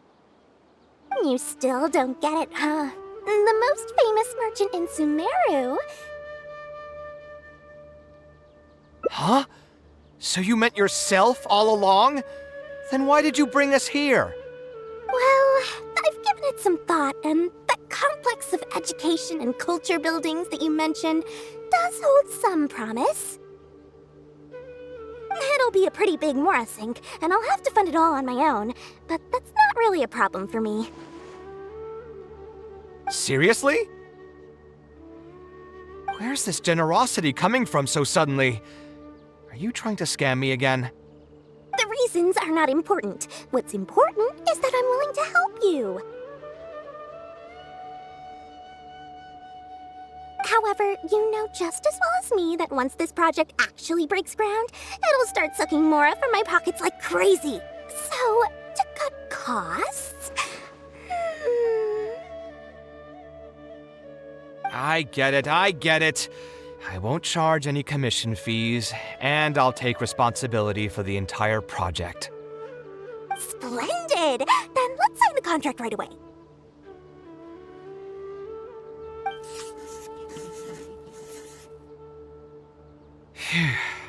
This way, the children of the desert will have some books to read. Their lives should improve a bit after this. Of course, there are a few things better than using my knowledge to help other people change their fates. I must thank you as well, Dory. I used to say you only cared about Mora, which might have been some prejudice on my part. Sorry for that. I will also try to pay back my debts as soon as possible. Now, let's have a quick discussion. Where would you want the library to be built? That will be the most important building. There's no rush. I'll provide you with a copy of the deed when we get back. You can just use the address on the document to find the lot. Huh? The deed? So hold on a sec. The person who has been buying up everything around Aru Village was you all along? Oh my, did I not tell you about that? Yep, yours truly has been buying up all the land. I must thank you for bringing your ideas to me. Before our conversation, I had no idea what to build on all those lots. So, from my perspective, this has been a great turn of events. I didn't put much in and easily got a lot in return. But what about my commission fees? Huh? Didn't you waive those yourself? I was just gonna say that to cut costs. We mustn't procrastinate and should start construction as soon as possible. But before I could finish my sentence, you volunteered to waive your commission fees and even promised to take responsibility for the whole project from start to finish. I am so touched, really. It's obvious that you used every trick in the book to deceive me. You deliberately paused for a long time while talking about the project and kept glancing at me with that menacing look in your eyes.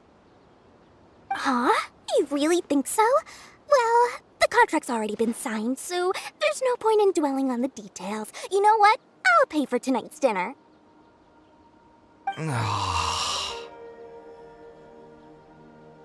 Fine, I'll drop the argument on the commission fees.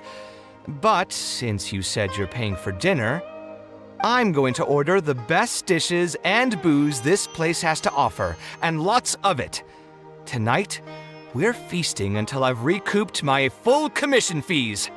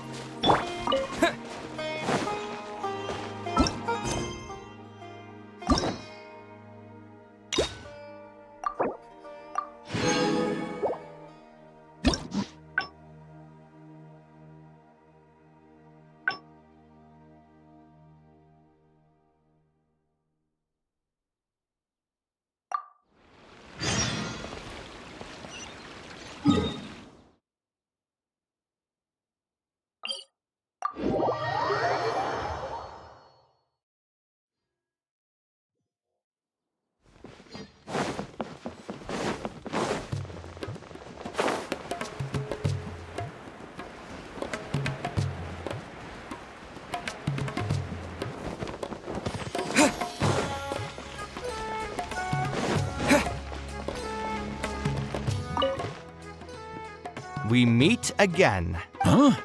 Why are you guys here? That's what we wanted to ask you. Who are you? Why did you dress up like a merchant to talk to me about our project? There's There's no need for us to continue this project if you still want to keep hiding things from us. I don't work with individuals I can't trust. Believe me, I didn't have any bad intentions. It's just... All right, there's no point hiding anything anymore. The building I'm trying to commission you for is not really a personal residence for me, but rather a library for children living in the desert. A library? Funded entirely by yourself? Shouldn't this be the responsibility of the academia? I've heard that the academia will be looking to prioritize the desert with the allocation of educational resources and materials. It sent over a large shipment of regular goods just last month. You're right. And I was aware of these happenings as well. I just figured what I want to do is a separate effort from what's already being done by the academia. The desert is too vast. Even if the academia spends a lot of effort trying to disseminate knowledge in those parts, it might still take decades, if not centuries, to reduce the educational gap that already exists between the two regions. And what's more, I don't know if the academia would ever reverse its stance in the future. All I know is that as a desert dweller, we should not wait passively for good things to happen to us. If we only did that, we'd never be able to stand up and hold our heads high. I don't have much longer left on this world, so I just want to use whatever time I have to contribute something to my homeland.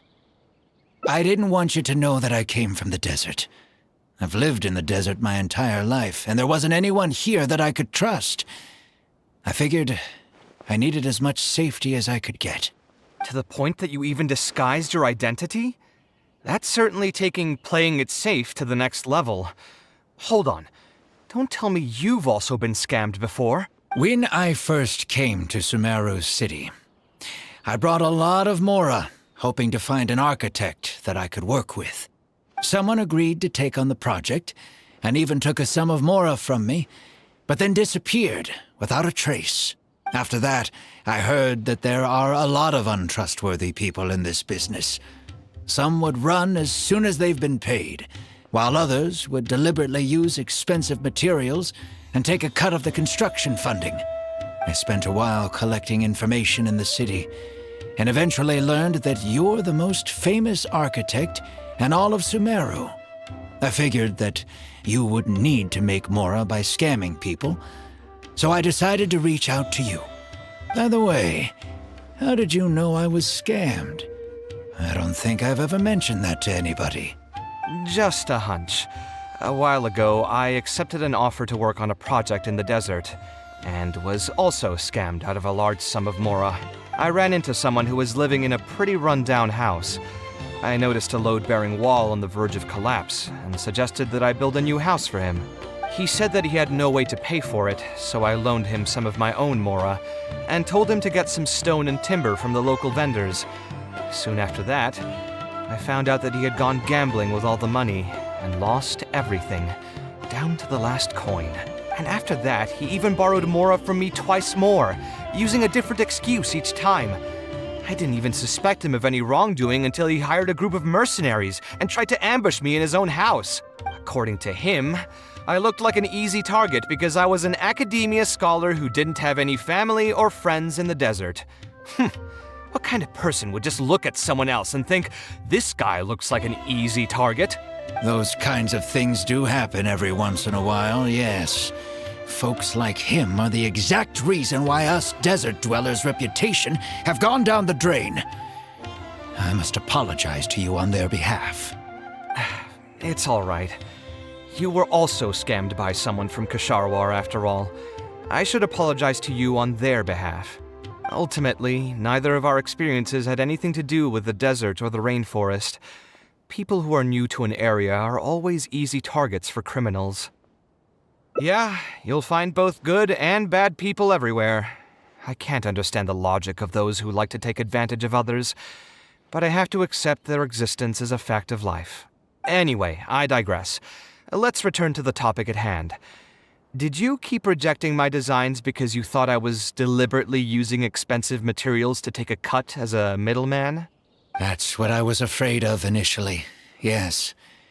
I eventually understood that you weren't out to cheat me. But unfortunately, I still don't have nearly enough mora to pay for the design you proposed. I've done the math and know that we should be able to make it if we cut some corners.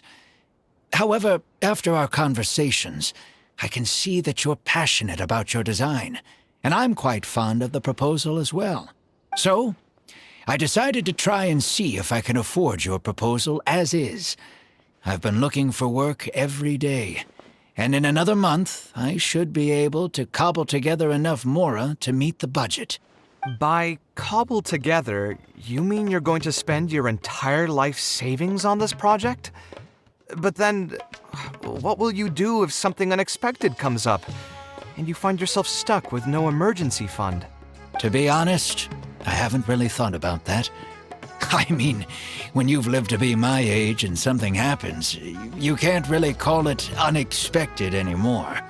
All I want is to build this library before I leave this world, so that the children of the future would have some books to read, and the desert dwellers would be able to learn their letters and pick up some practical knowledge. A while ago, I heard that the academia had decided to recruit a number of exceptional children from the desert. Of course, this is welcomed news. But as someone who's spent their entire life in the desert, I still have a few concerns. I know the desert life and can predict what the problems will be.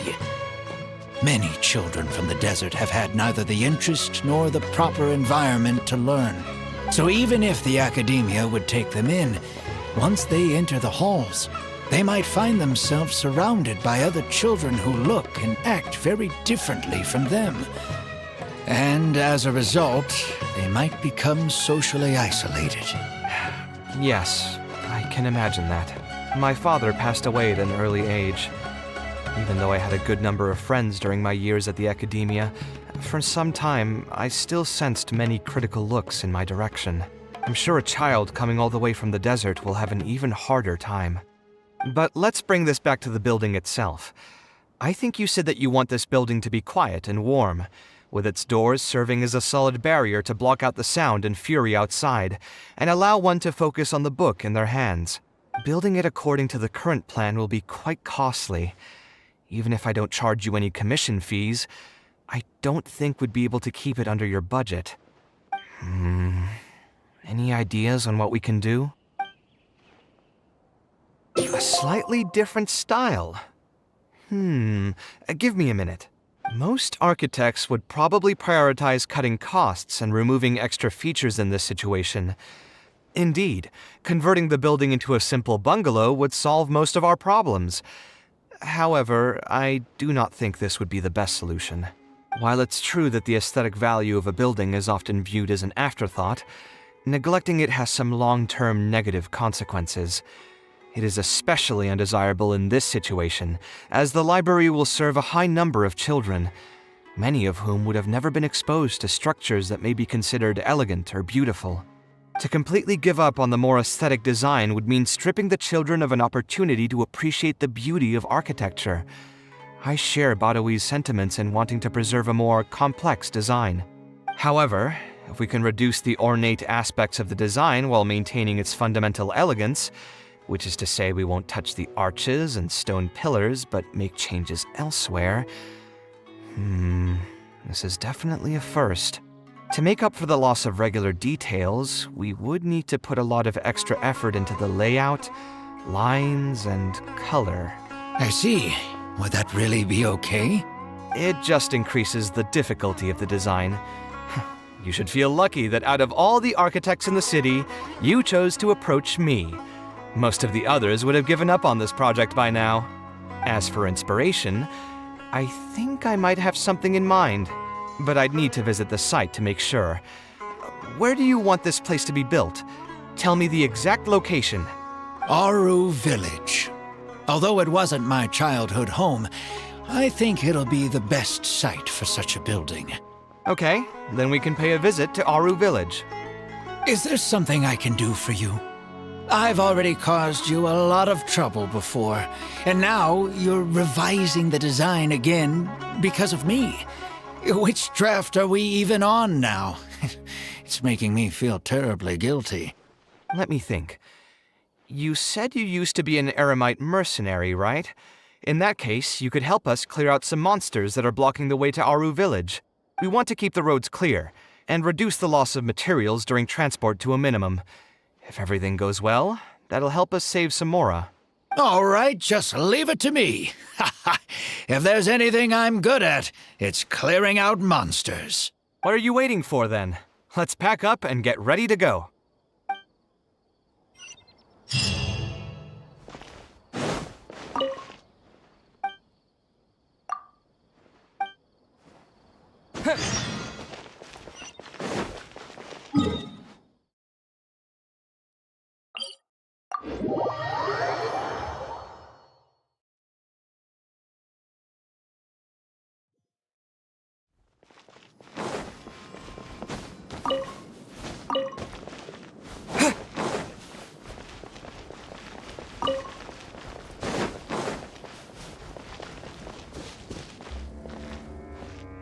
Most materials going from Caravan Ribat to Aru Village would pass through here.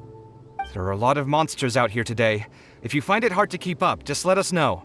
Oh, don't worry about me. This is nothing. I'll be careful, though, and you should do the same.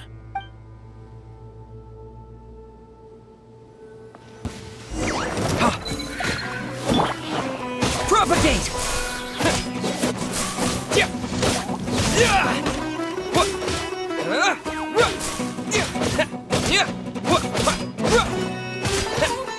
Scatter! Come at me!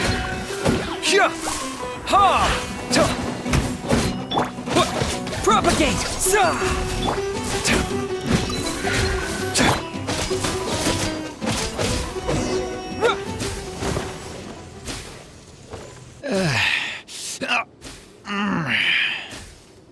I'm fine.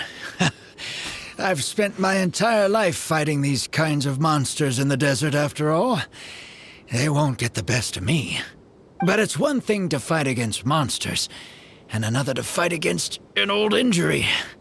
It's something I picked up when I was young. There were many fights between mercenary brigades back then, and one day someone stabbed me in the back. I don't think much of it back then, but with age, it's caught up to me. Few mercenaries get to enjoy their later years. Failing health tends to take the joy out of reputation and wealth, and many mercenaries never even made much of the latter to begin with. Is there someone you know who can help to look after you?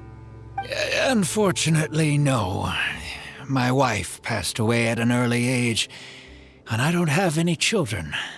Sometimes I'd close my eyes and realize most of my life story has already been written. I have many regrets about my past, but at the same time I also know that there were never many options for me in the first place. I joined the Eremites when I was young, and won many battles with them. My survival was more a matter of luck than actual ability. If at all possible, I want future children of the desert to have some more options in life. I don't want them to turn out like me. My apologies. The older we get, the more we tend to ramble. Seems like we've already cleared out most of the monsters. Let's hurry over to Aru Village.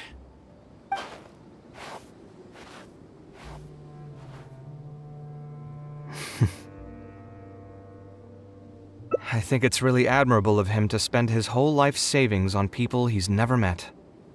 Maybe he's doing this out of natural kindness, a kindness that hasn't been eroded away by the struggles of his life. Perhaps. To clarify, though, I don't think I'm quite the same.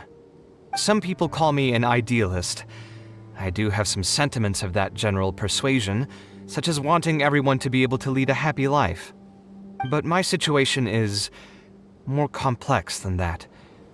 In the beginning, what drove me to harbor those thoughts was less idealism and more a desire to make up for a sense of guilt. When I was young, I impulsively encouraged my father to take part in the first Interdarshan Championship, hosted by the Academia. He set off confidently hoping to win something for me, but failed to clinch the title. What's more, he fell into depression after the competition, and requested to join an investigative research project in the desert.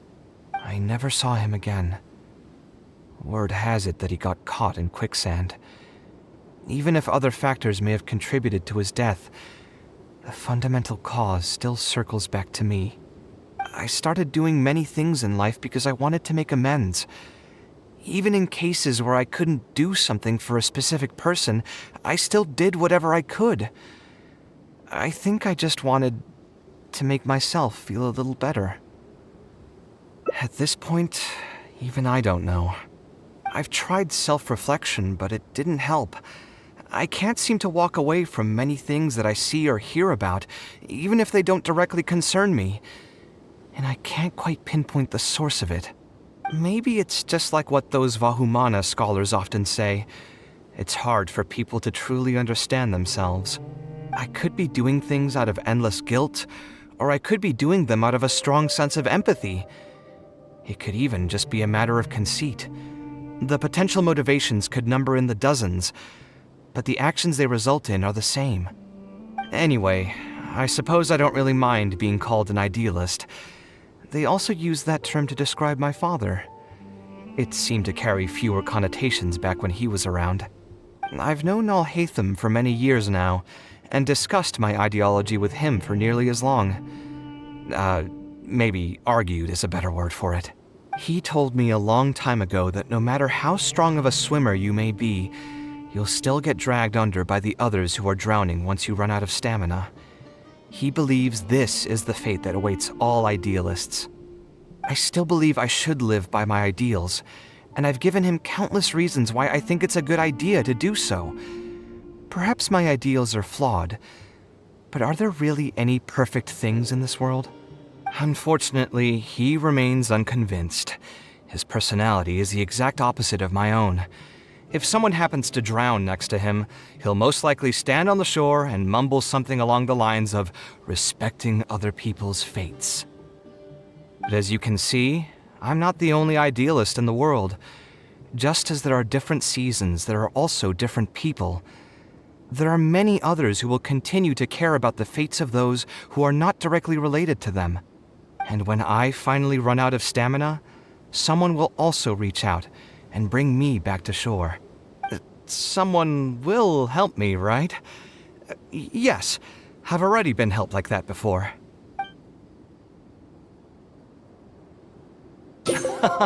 But you've helped me plenty already. If you didn't reach out to me, I would probably be passed out on the tavern table right now instead of talking with Badawi. Either way, I'm feeling much better than when you first found me at the tavern. I can feel inspiration already welling up inside of me. Maybe this will be just the opportunity I needed to create a whole new style. All right, let's head to Aru Village.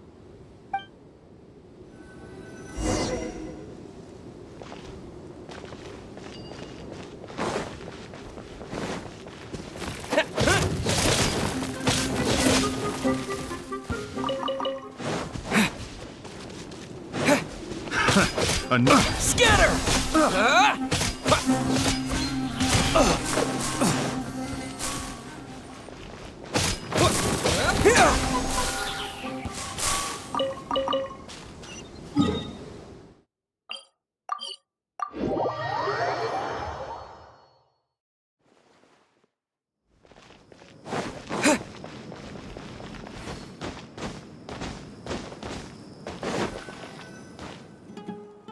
Now that we're here, it's my partner's time to shine.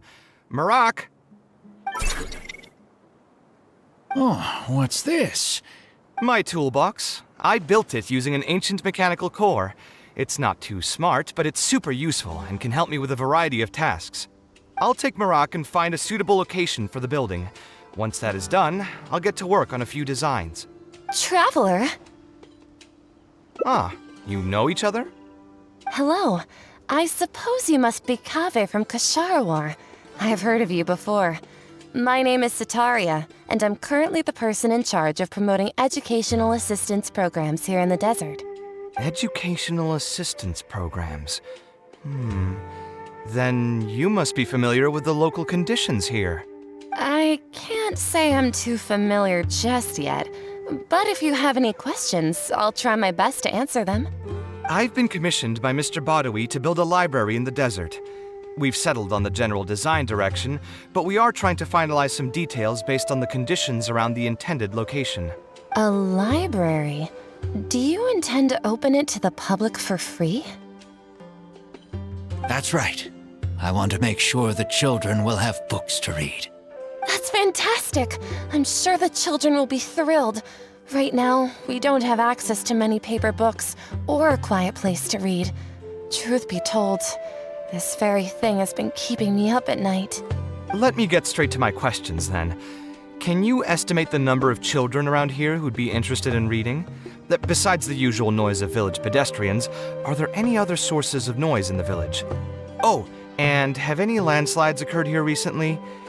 And also, where are the spots around the village that have been most affected by wind and erosion?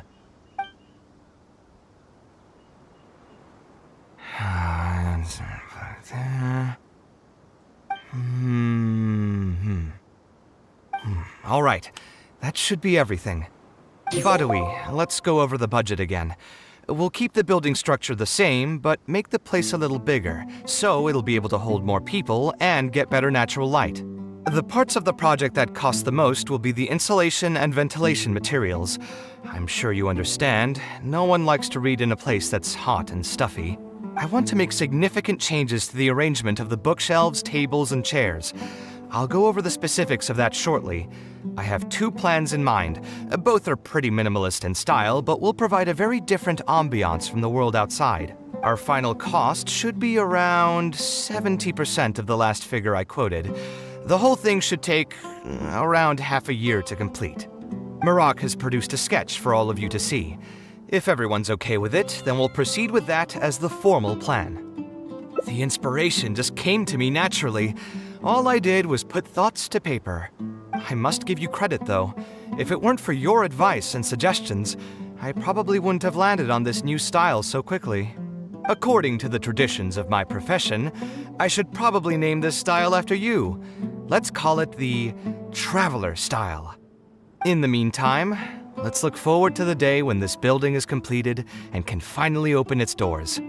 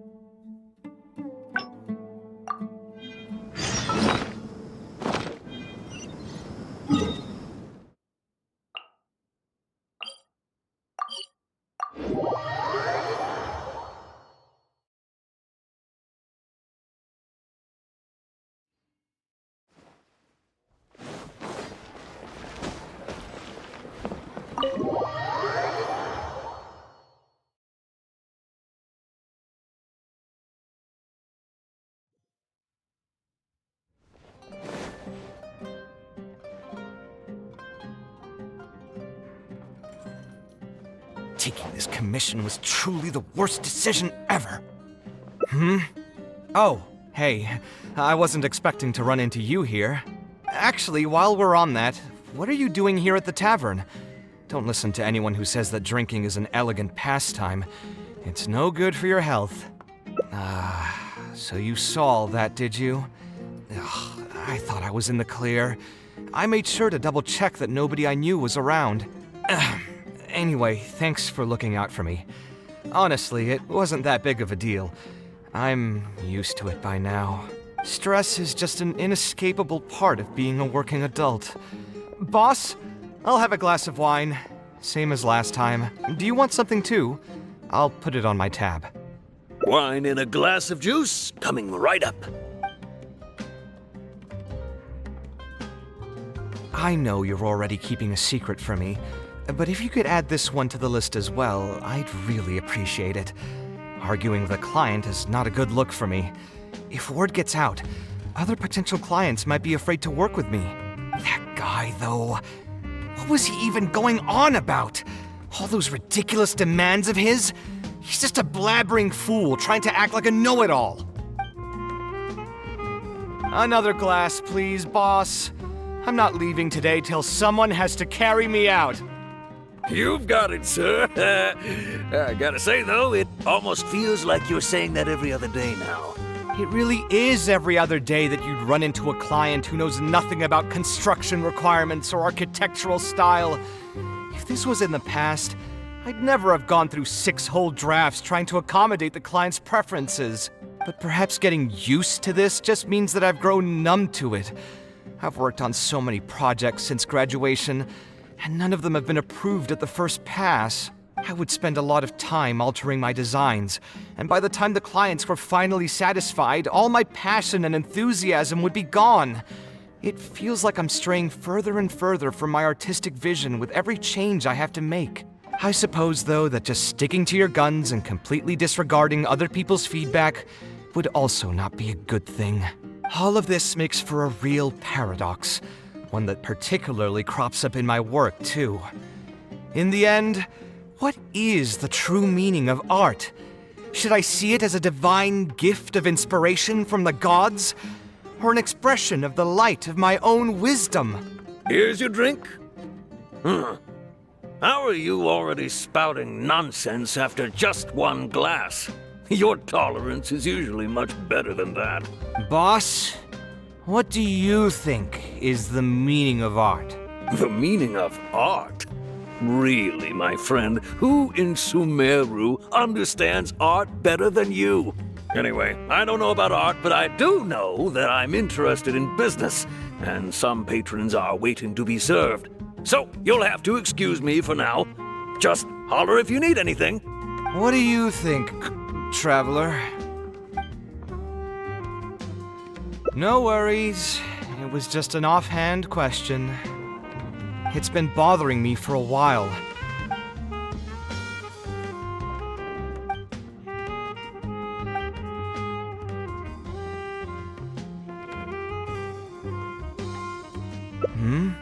He understands nothing about my design, and all the suggestions he made were as if he just wanted to mock me. You mean, if I managed to get him to see things my way, then this project would also gain recognition from many people?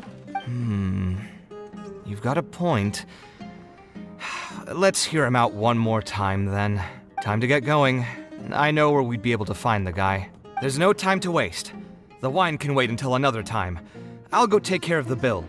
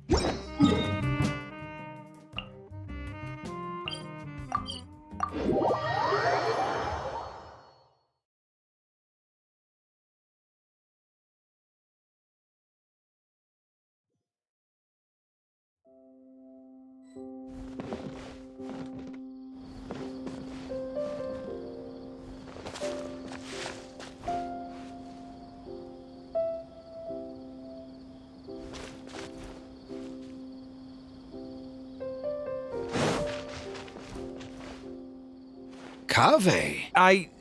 My apology. If I choose... Thank you for To be perfectly honest, even now, I am aware that I've produced several drafts. Yes, it's just... the timber. Architectural design. Same with the tile. If all you need... Actually, I think the most... I want... We've gone through... Thank you. I still have a few...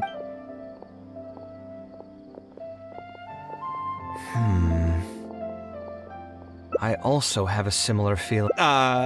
He does seem really That's actually the more Mora actually, who knows how...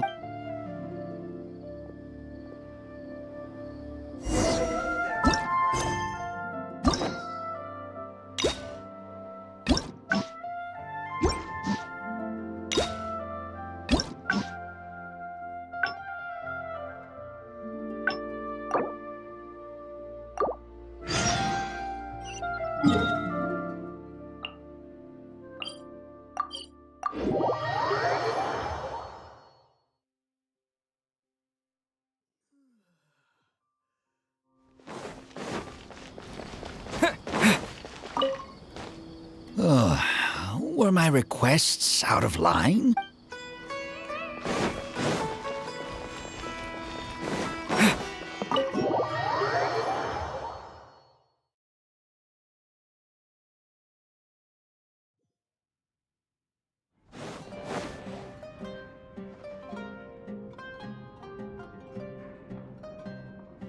Taking this commission was truly the worst decision ever. Oh, hey, I wasn't expecting to run into you here. Actually, while we're on that, what are you doing here at the tavern? Don't listen to anyone who says that drinking is an elegant pastime. It's no good for your health. So you saw all that, did you? Anyway, thanks for looking out for me. Honestly, it wasn't that big of a deal. I'm used to it by now. Stress is just an inescapable part of being a working adult. Boss, I'll have a glass of wine. Same as last time. Do you want something too? I'll put it on my tab. Wine in a glass of juice, coming right up. I know you're already keeping a secret from me, but if you could add this one to the list as well, I'd really appreciate it. Arguing with a client is not a good look for me.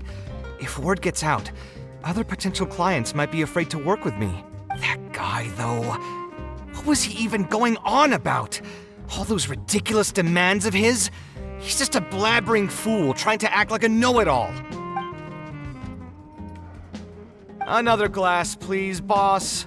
I'm not leaving today till someone has to carry me out. You've got it, sir. I gotta say, though, it almost feels like you're saying that every other day now. It really is every other day that you'd run into a client who knows nothing about construction requirements or architectural style. But perhaps getting used to this just means that I've grown numb to it. I've worked on so many projects since graduation, and none of them have been approved at the first pass. I would spend a lot of time altering my designs, and by the time the clients were finally satisfied, all my passion and enthusiasm would be gone. It feels like I'm straying further and further from my artistic vision with every change I have to make. I suppose, though, that just sticking to your guns and completely disregarding other people's feedback would also not be a good thing. All of this makes for a real paradox, one that particularly crops up in my work, too. Here's your drink. How are you already spouting nonsense after just one glass? Your tolerance is usually much better than that. Boss, what do you think is the meaning of art? The meaning of art? Anyway, I don't know about art, but I do know that I'm interested in business, and some patrons are waiting to be served. So, you'll have to excuse me for now. Just holler if you need anything. What do you think, traveler? Exactly. So our thoughts on the meaning of art are rather similar. In Sumeru, and especially Sumeru of the past, the arts are not a popular discussion topic. Trying to talk about the arts is basically the key to killing any conversation. It's too bad that I'm not in my best form today. Otherwise, we could have talked about this for a little longer.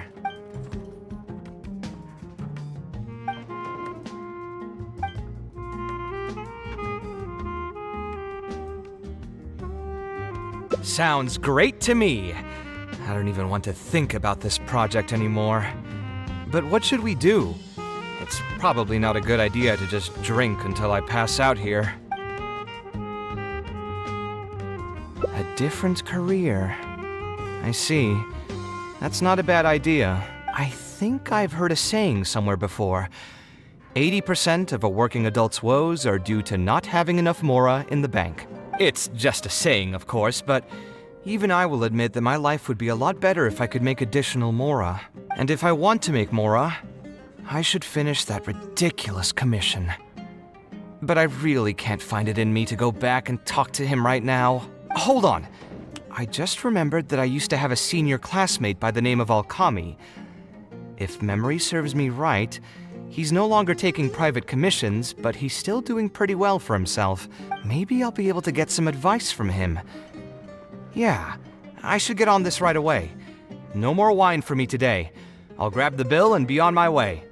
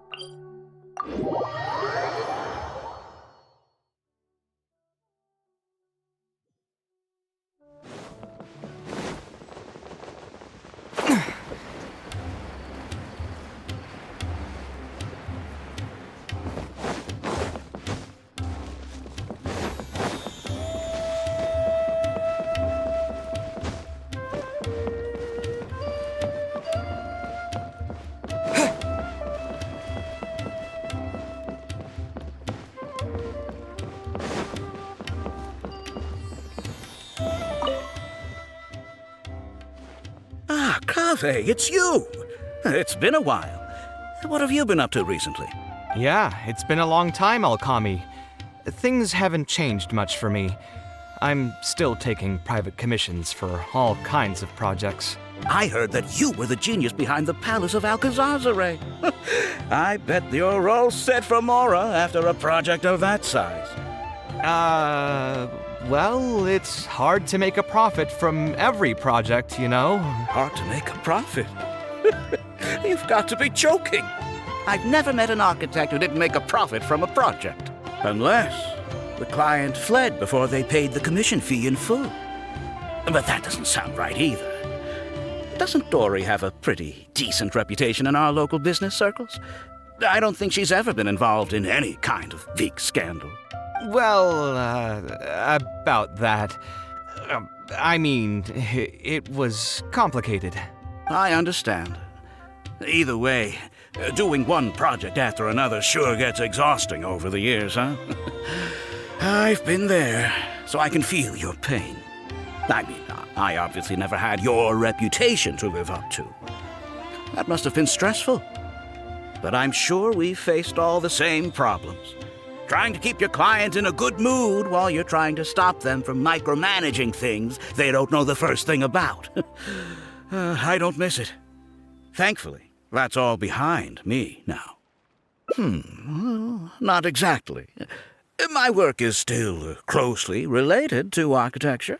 Judging from the look on your face, you're still strapped for Mora. That's quite unfortunate. You're the most artistically gifted graduate the Ksharawar Darshan has seen in decades. But it looks like you still have a lot to learn in terms of making Mora. With that said, us Ksharawar grads should still look out for each other. What if I told you about an idea that'll absolve you of all your Mora troubles going forward? Are you serious? But something like that has got to be some kind of top-level business secret. Are you sure you can just share something like that with me? Besides, I don't want to just take something like that without offering anything in return. I still have a little Mora. Or is there something that I can help you with? Oh, you're too kind. This is just a simple tip. Even if I didn't bring it up, I'm sure you'd hear it from the others sooner or later. The idea is this. I recently opened up a training center with the goal of educating people in architecture design. Compared to the classes taught by those old fossils at the academia, my classes are more condensed and streamlined and will allow people to quickly get their foot in the door. Unlike the academia, I won't turn down anyone who's interested, rich or poor. As long as someone wishes to learn more about architecture, I'll accept them into my training center. It just so happens that I'm still looking for a few more instructors. So, what do you say? Interested in coming over to give a few lectures? Regardless of the pay, I can already guarantee that it'll be far more comfortable than working on random people's private commissions. Ah, so you want me to join you as an instructor? That does sound like something I'd be able to do. It sounds like a pretty stable job, too. What do you think, Traveler? Then it's a deal. Yes, it's a deal. Thank you, Alkami. Like I said, there's no need to thank me for this. The lecture room is not far from here, so you can just come straight here tomorrow morning. As for the pay, how about we start at 300,000 more per lecture? 300,000? Are you serious? How could you offer so much? It would seem that you're still oblivious to your own economic worth. 300,000 is nothing compared to the prestige of having the Light of Ksharawar as one of my instructors. 300,000 is also just the base rate. Just trust me on this. The longer you stick with me, the more you'll come to understand your true value in the market. I have to go make some preparations now. See you tomorrow. I was never particularly close with Alkami when we were in school. Who would have thought that he'd be so nice and friendly? I've hosted free lectures before, but this would be my first time being hired to lecture for a formal business. 300,000 mora per lecture. Whew! I'm so excited that I'm starting to get nervous. Thanks so much. I think I will be able to relax a bit more with a friend in the audience. Now, what should I talk about tomorrow? Some lessons I've learned over the past few years? I should probably save those for later. For my first lecture, I should start by getting them more interested in the field. All right, let's meet here again tomorrow morning. I should hurry home and create some kind of lesson plan. If I'm going to become an instructor, I should make sure I show up prepared.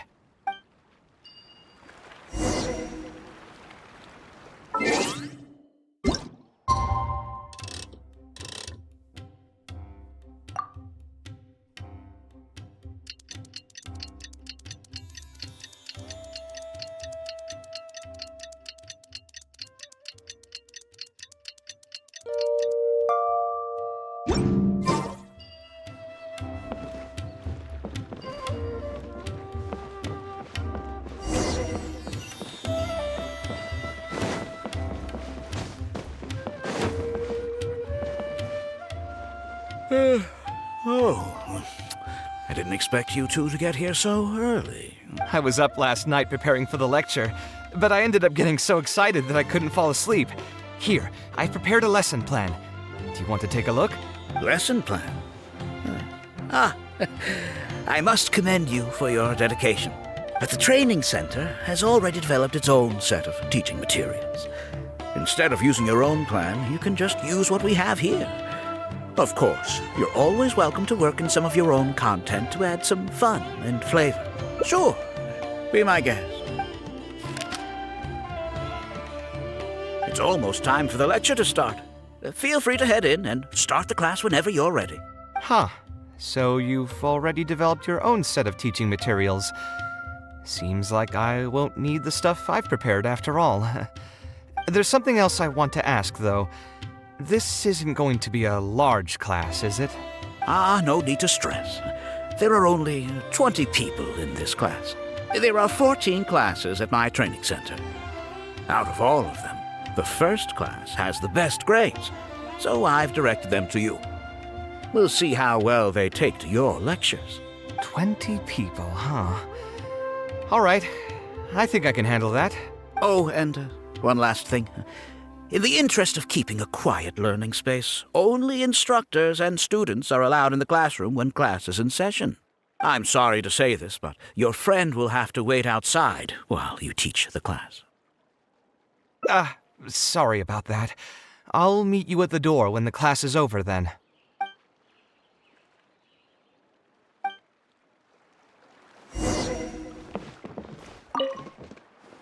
Hey there. Can I help you? Oh, Alkami? You mean that rich guy who's been making quite the name for himself? Yeah, he commissioned a set of furniture from me a while back. Paid a great deal of mora for it, too.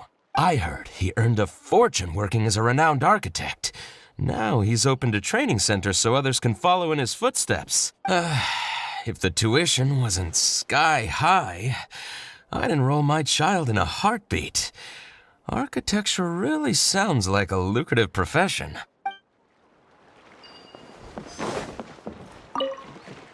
Did you hear? Alkami recruited Kaveh to be an instructor. I bet that'll boost his enrollment numbers. Really makes you jealous, eh? If you think about it, Alkami was never that talented himself as an architect. If we're just talking about professional skill, no one would pay for a class with him. That's true, but you've got to admit, his advertisements are really effective. After all, the academia only admits those that can pass its entrance exam. So only a few people could hope to study architecture in the halls of the Kasharwar. For those who can't pass the exam, or who just want to jump straight into the industry, the training center is the best bang for the mora. Man, to have that kind of business acumen.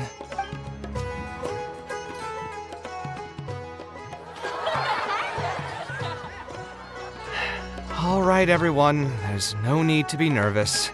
Class is over, so we can just chat for a bit. I shouldn't have lost my temper during the lecture. Did I scare anybody? No, you weren't scary at all, Mr. Kaveh. We were just a bit lost and didn't get what you were talking about. Oh, don't get me started. I was trying to use Alkami's materials, so I flipped through some pages and gave them a closer look. The more I read, the more upset I became. Alkami may fool an amateur, but he can't fool anyone who's active in our profession. The materials he made are completely useless for teaching real architecture. In my opinion, the most important skill of an architect is their ability to craft a design. In other words, they must be able to conceptualize ideas. There are tens of thousands of buildings in the world, as well as a countless number of architectural styles. Some designs emphasize aesthetics, while others prioritize practicality. The architects who can critically evaluate the quality and fit of different designs are those who can come up with great designs of their own.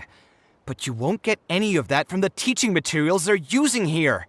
All these students are doing in class is rote memorization of existing designs. They are learning nothing about the underlying principles. How can they expect to become real architects?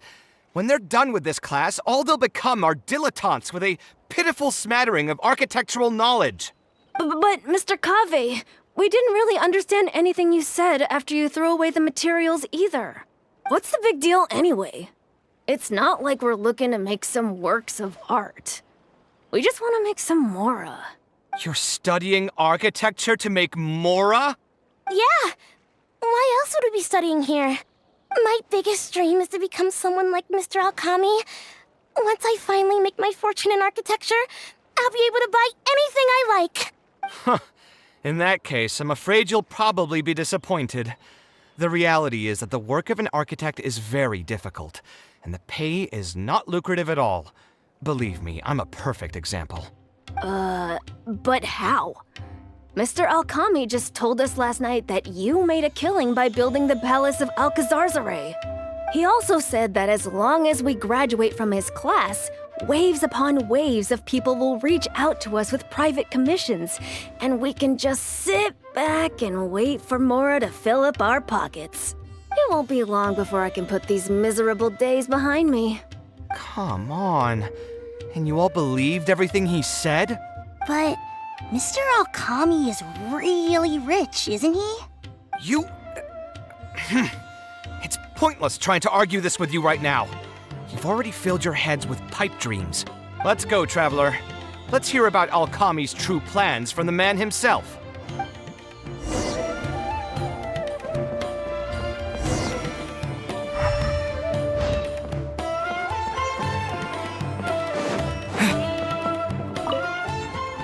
What's wrong, Kaveh? You look quite flustered. Did one of my students offend you? Were the students not astute enough for your liking?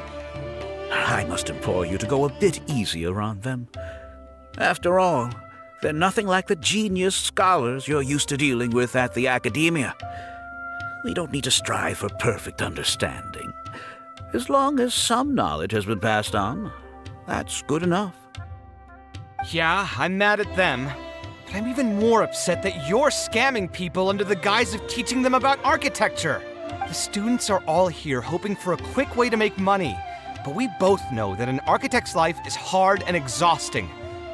Just a little while ago, I was toiling over the 6th draft of a design for a client. If your client is unhappy, you can't break ground, and the longer a project goes, the longer it takes for you to get paid in full. What's worse, if your client disappears in the middle of a project, good luck getting anything from them ever again. You know all of this just as well as I do. Why lie to them? Look, Kaveh, you may be the light of Ksharawar, but like I said, you still have a lot to learn about making Mora. You may deny it all you want, but it's a fact that in today's Sumeru, architecture is a terrible profession. Our clients care very little for the effort we pour into our designs. Instead of appreciating us, they spend all their time nitpicking details and demanding changes, often forcing all kinds of ridiculous ideas onto us. I suppose that's more or less true. Go on. Why should we cling on to a profession that's difficult and unrewarding? If the field is dying, then a person who still wants to make a good living will just have to change their strategy. If it's near impossible to make money as an architect, then why not just establish a training center and train other people to become architects in our stead? Wait, how does that make any sense? Aren't you just leading them into the same trap? We are already stuck, my friend. The more people we can lead into this pit and stack as padding beneath our feet, the more comfortable our lives will be. That's right. Making money as an architect is a slow and agonizing process. In comparison, earning tuition from a training center is far easier. None of the students will ever know, however. In their eyes, all of my income was earned during my years as an architect. It's easy for them to fall for my promise. After all, everyone wants to live the dream of being the person who can spend millions without batting an eye. The more students I get, the more money I earn. And the more real that dream becomes. And then what? Once they graduate, they'll still find out the truth about architecture and struggle to stay afloat amid all the problems we already talked about. When that happens, your facade will pop like a soap bubble. No one will believe you anymore. Ah, but that's just one way to look at the problem. No two people have the same amount of talent. Even if they fail to strike gold in the future, you can't say that it's my fault and mine alone. Oh, and also, I never actually promised that they would achieve financial freedom as long as they become architects. All I did was nudge them towards that belief. I'm not even scared if they do come back and stir up trouble. My training center has all the required permits and certifications. Even the Dendro Archon herself couldn't find fault in any part of my business. How can you sleep at night knowing that you're doing all this? Tell me, is your heart carved out of brick and stone? I can't believe that I once saw you as a decent human being. I am beyond disappointed in you. And the same goes to you. How many years has it been since you graduated from the academia? If you still can't accept something like this, do you just plan on keeping that worthless naivete of yours until the end of time? Only fools will see art as revered and sacred. In the end, art is just another business. Being successful at running a business is an art form in itself. I urge you to think about what I've said. Offloading your pain onto others is the only way a person can live comfortably in this world. As the light of the Ksharawar, you've accumulated plenty of fame and respect. It's high time that you use those resources to improve the circumstances of your own life. Think it over, Kaveh. I still believe our collaboration could be very fruitful.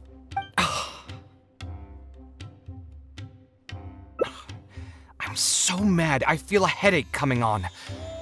There's nothing more I can say to him. I'll resign from my position as instructor. Of course, I'm sure you've realized that as long as I remained at this center, he would be able to use my name to advertise this place. Even if I just sit back and do nothing, others will be deceived and suffer because of me. He is right about one thing, though. These kinds of training centers are everywhere. And even if the academia was to find out about it, it's unlikely that they would take any real action against it. The most that they could accuse him of is false advertising. And even that would be hard to prove. Oh? Did you notice something else? Yeah, you've got a point. The rate he gave me was 300,000 mora per lecture. That probably came out of the students' tuition. And who knows just how much he's been charging the students for attending his classes. If you're gambling everything on making it rich as an architect, are you really going to have the mora to pay for that kind of tuition? Right. We should hurry. The students didn't believe a word I was telling them. They're still daydreaming about making millions. We're never going to get any information from them again if we let Alkami talk to them first. Let's move now before he's had the chance to react.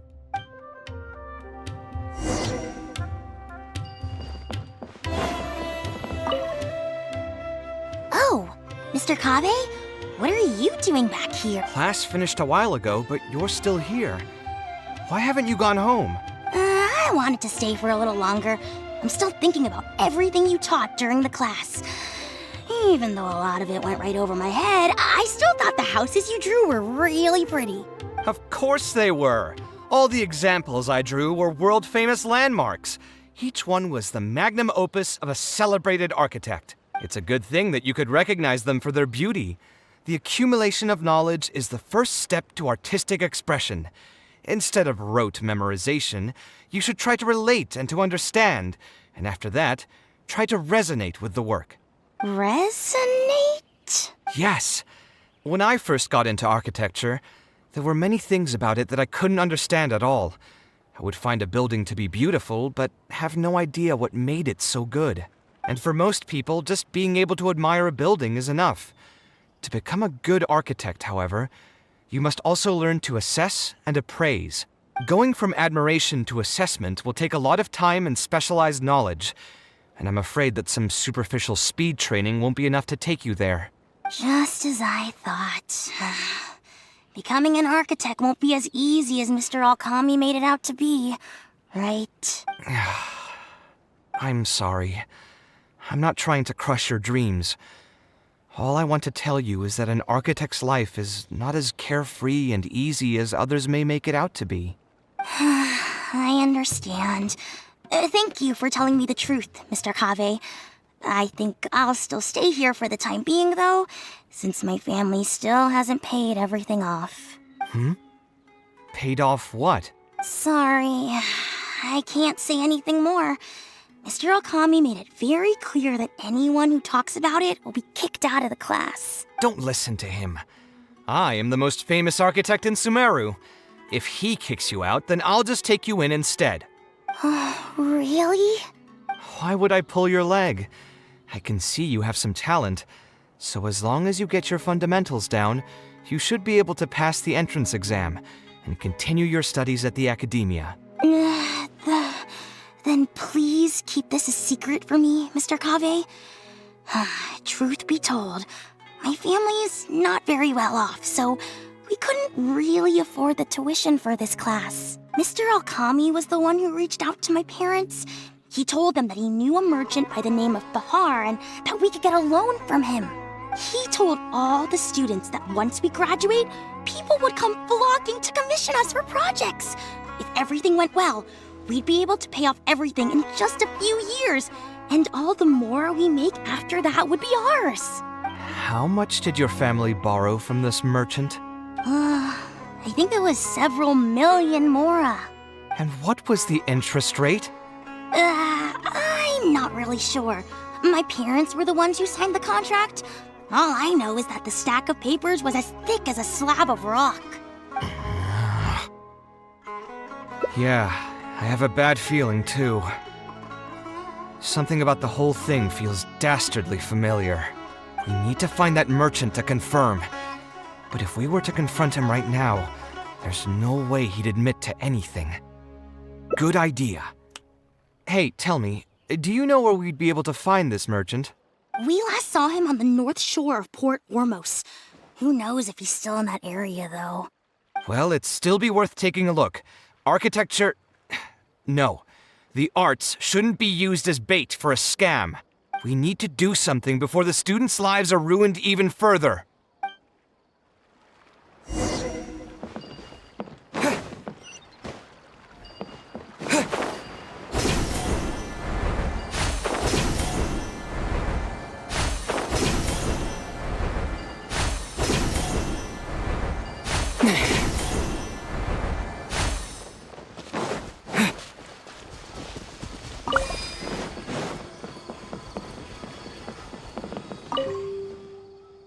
Oh, I don't think I've ever seen you guys before.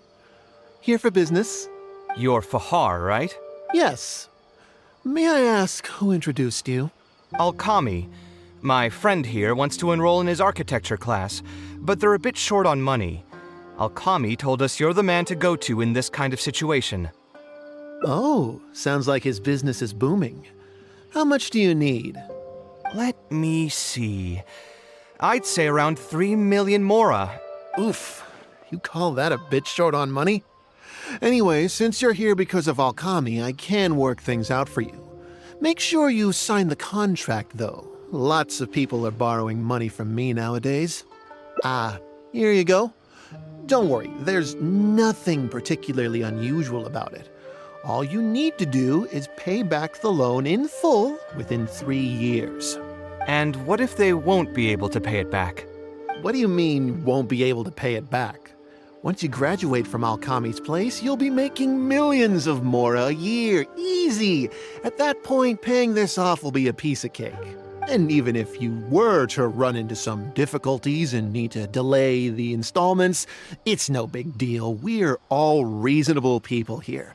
If you can't pay quickly, you can just pay it back over a longer period.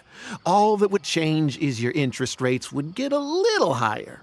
It's hard work running a business. If we're taking risks to supply you with mora, it's only fair that you take on a bit of the financial risk as well.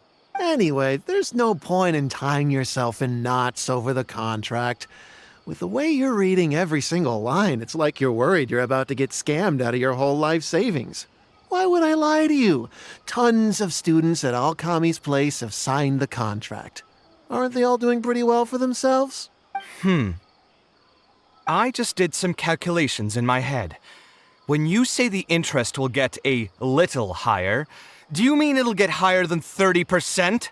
Of course, the contract did a great job of trying to obfuscate that fact. It only listed the amount that you'll have to repay every day, which gives the false impression that the amount hasn't actually increased by all that much. If you actually do the math, however, it's clear that the amount you need to pay on interest alone will amount to hundreds of thousands of mora per year. Most people can't even make that much mora in a year. Your greed really knows no bounds. Even my creditor doesn't dare to raise rates that high. Once a family's signed on to a scheme like this, there's no getting out. What are you trying to say, huh?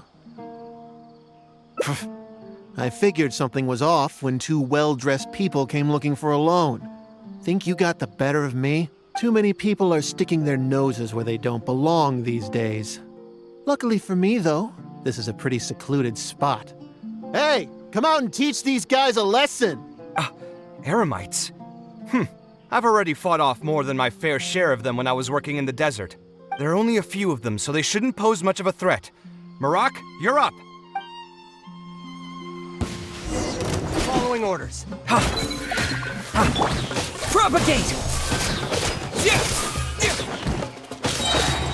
Take that! Germinate!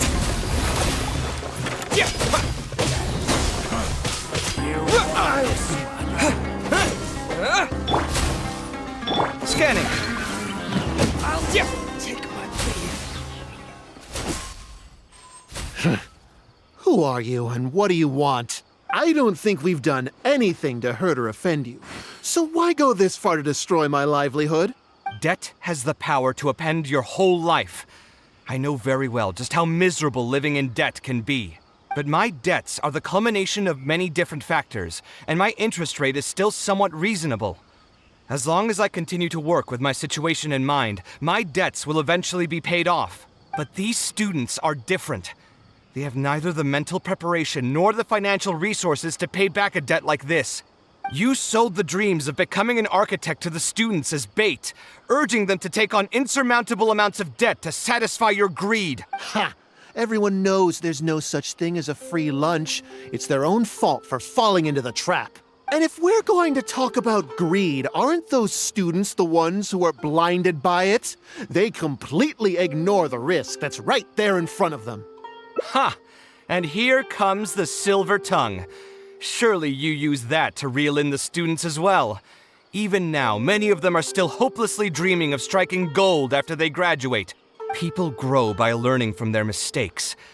I hope this will be a valuable lesson to them. Let's head back to the academia and turn this guy over to the Matra. They should be able to link him with Alkami's business.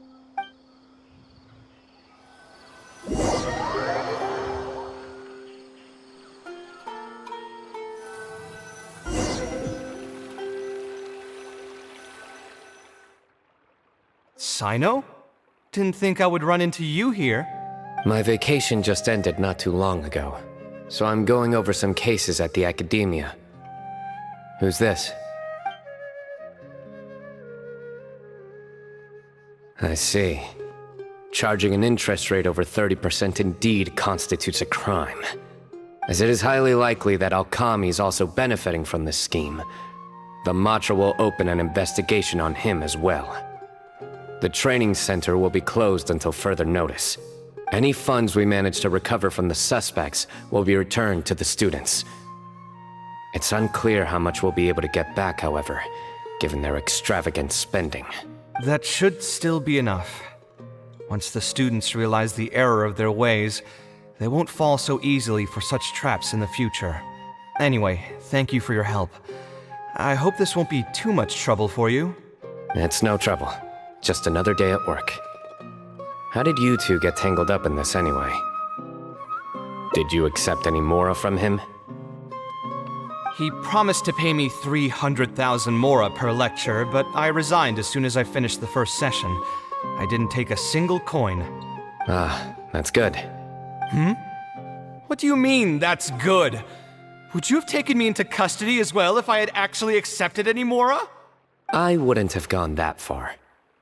But, had he insisted that you were also an active participant in his schemes, under our rules, we would have been required to open an investigation on you as well. Either way, though, I believe you are innocent in all of this. Had you actually been alright with making money through less than noble means, your life wouldn't be the mess it currently is. Hey, what was that? What do you mean my life is a mess? Never mind. Your life is fine. You're just messing with me now, aren't you? Let's get back to business. If Alkami's case can be successfully resolved, you'll be eligible for a monetary reward from the academia. Don't forget to pick it up after the fact. Huh. I didn't even know there was such a thing. I never would have guessed. What I'm trying to say is that we didn't report Alkami because we thought we could make some more off of it. The reward will be given regardless of your personal motivations. It was implemented with the intent of encouraging people to supply tips to the Matra. Fine. Is there anything else? I want to go back to the training center one more time and talk to some of the kids. Sure, but you should wait until tomorrow. My subordinates will shut down the center today, and summon the students to gather information on the total amount of mora they've lost in the scam. All right, then I'll stay out of their way. I can talk to the kids tomorrow. I have a few other things to take care of, so I'll be off for now. If you want to follow up on this case, just come find me again. Or ask one of the Matra. That should finally be the end of that. Oh, who would have thought it would turn out like this? All I wanted was to find a new gig and earn some mora.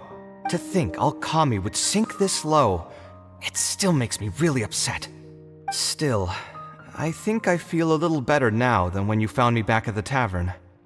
It's a little ironic, but you could say it's because I've realized that there are many circumstances in the world that are even worse than my own.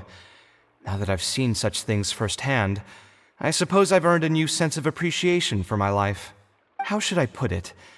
I'm pretty stubborn when it comes to my profession, so I often argue with my clients. The arguments are usually extremely frustrating, and every once in a while I'd wonder if I only became an architect because fate wanted me to pay for some sins I'd committed in a previous life. Alkami's suggestion would have allowed me to quit my life as an architect and earn money solely from my reputation. But now that I've experienced that for myself, I can confidently say that I'd never want to do it again. Every scholar has their own sense of pride and a line that they don't like to cross.